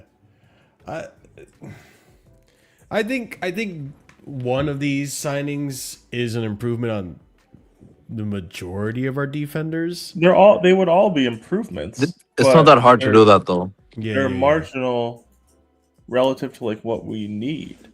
Yeah. Right? Because if we sign Murillo, we'd have 2 center backs better than Fofana. The problem is they'd both be left-footed, so Fofana would probably still play. Mm-hmm. That would be stupid. Do you think Fofana's Ben, staying here in the summer then? I mean, okay, sure. Who's buying him? Yeah, who's gonna pay his wages Yeah. and the way he's playing with those wages? Fofana got a Boehly contract, dude. Isn't he on like 150 or something? No, he's not. He's on 200. Yeah, I didn't know that. Fofana's on like big money. I don't think anyone's paying for that. They know he's Yeah, trying. he's on 200 and playing like shit for the past 3 years. So yeah. Yeah. This whole idea of just sell him. I don't think it's that easy to sell Fofana like it would be to sell Badia Shield, Sassy, Chalaba, or any of these guys. Yeah, everyone's saying we can sell him back to Marseille. Do you know the French league and how broke they are? You think they're gonna first pay the transfers fee and pay whatever wages he's on because he's on 200K with us. What the hell? What place are Marseille even in? Ahmed, are you there? No, he's not. Just remove him. No, he's not, dude. What the? I can't tell if he can hear us or not. No, he can hear us. He's just watching wrestling. I don't think he can actually hear us. Yeah, we are having this conversation about Marseille in Champions League, whatever. But like, I literally just opened a table and they're in 6th place. Yeah. So like, I don't know. I don't know. The thing is, like, I'm on the fence about getting rid of Fofana in the summer. I would love to do it. I just don't think we'll be able to do it. Yeah. I think you're better off getting rid of. No one's saying, "Oh, let's keep Chile. him here, Marshall." Neither CP or I are saying, "Let's keep him." Like I would love to do that. We're just saying I don't think there's a market for him. I don't disagree with that either. Unless he renegotiates his contract, which I think when that time comes, he'll probably want to just run it down. I don't see this him last comment talking about banking on Colwell. That's a good point. I hear it. But Eghbali mentioned Colwell in that quote as foundational good players, right? Yeah. Yeah, he mentioned like 4 players. Palmer, Esteval, Reese, and Colwell, right? Or Enzo as well. Enzo, Caicedo, yeah. And Caicedo. So he mentioned 6 players. Colwell was one of the 6. We don't know how Colwell's going to look. I'm guessing the club feels confidently enough to be able to justify not having to spend £55 million or whatever it would take to get Murillo, assuming Nottingham Forest don't make the Champions League, so we could even buy him. So if they make Champions League, he's not going anywhere. And Hatchell's playing pretty well at left center back right now. Marinakis will have him at gunpoint just like he had Gibbs White. And hey, to be fair to Marinakis, he's a criminal, like an actual criminal, but Gibbs White's goals look like they're going to keep them in the league, so I get it. Yeah, and relegate Spurs. Funny, yes, I hear it. He actually saved Gibbs White's life, if you think about it. Yeah, he did. Again, he's a criminal, should probably be in jail, but Gibbs White owes him a lot. That's actually a funny way to look at that. That is true. Yeah, Gibbs White's gonna help relegate Spurs. This is amazing. I love it. Yeah. But yeah, that's it for the show, people. Like, that's a lot of catching up to do, obviously, with the whole Enzo and all that stuff happening. But yeah, protests, Caicedo new contract, Egbhali speaking out.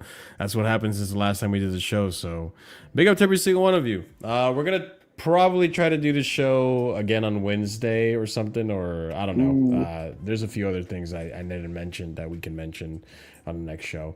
But big up to the panel, big up to the chat. If you let me just read this last one real quick. Not to be rude, but Eghbali doesn't know anything about football. We need someone with some same profile as Colwell, preferably better, since we don't know how good Colwell will be after the abs. I mean, no, it's not. Nobody's saying Eghbali knows. I'm just saying, from the club perspective, they are not going to buy over Colwell in terms of the pecking order in the summer of 2026.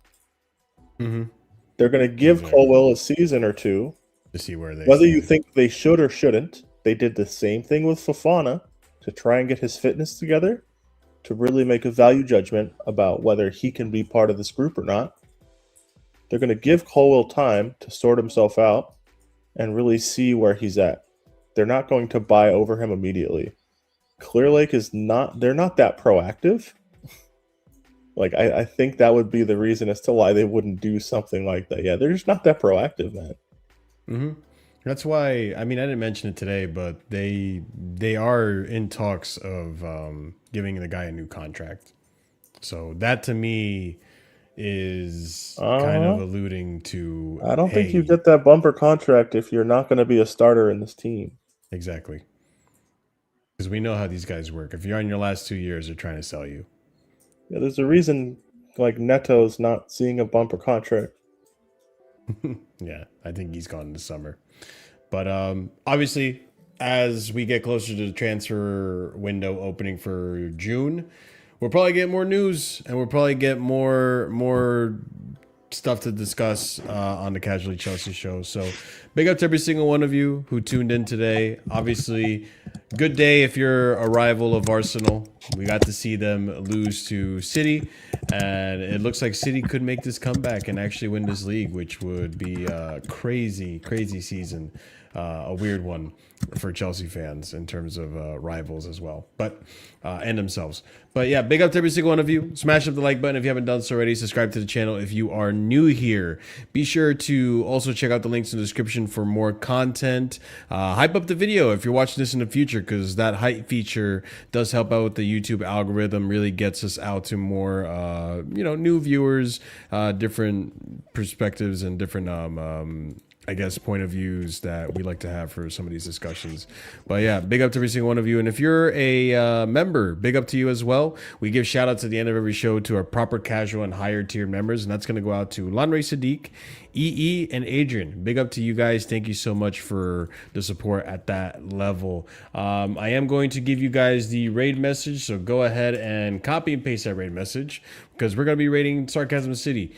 No, actually, no, we're not. We're rating Ahmed United TV, who I did a preview with last week in regards to, the United game. But yeah, show him some love. Let him know where you're coming from. Copy and paste, spam that message in his chat so he knows that Casually Chelsea rated. But yeah, big up to you guys. We'll see you. I'll be on American Waffle tomorrow. Tuesday, we have the Brighton game, so we're reacting to the Brighton game Tuesday night. And then Wednesday will probably be a Casually Chelsea show. I'm probably going to focus on Rosinha, because there's been a few things I've seen on Rosinha that I need to mention. And then we'll keep it going from there. The content's still rolling. We still got a few games left of the season and World Cup. But yeah, big up to every single one of you. Have a wonderful night. And as always, stay casual. Peace.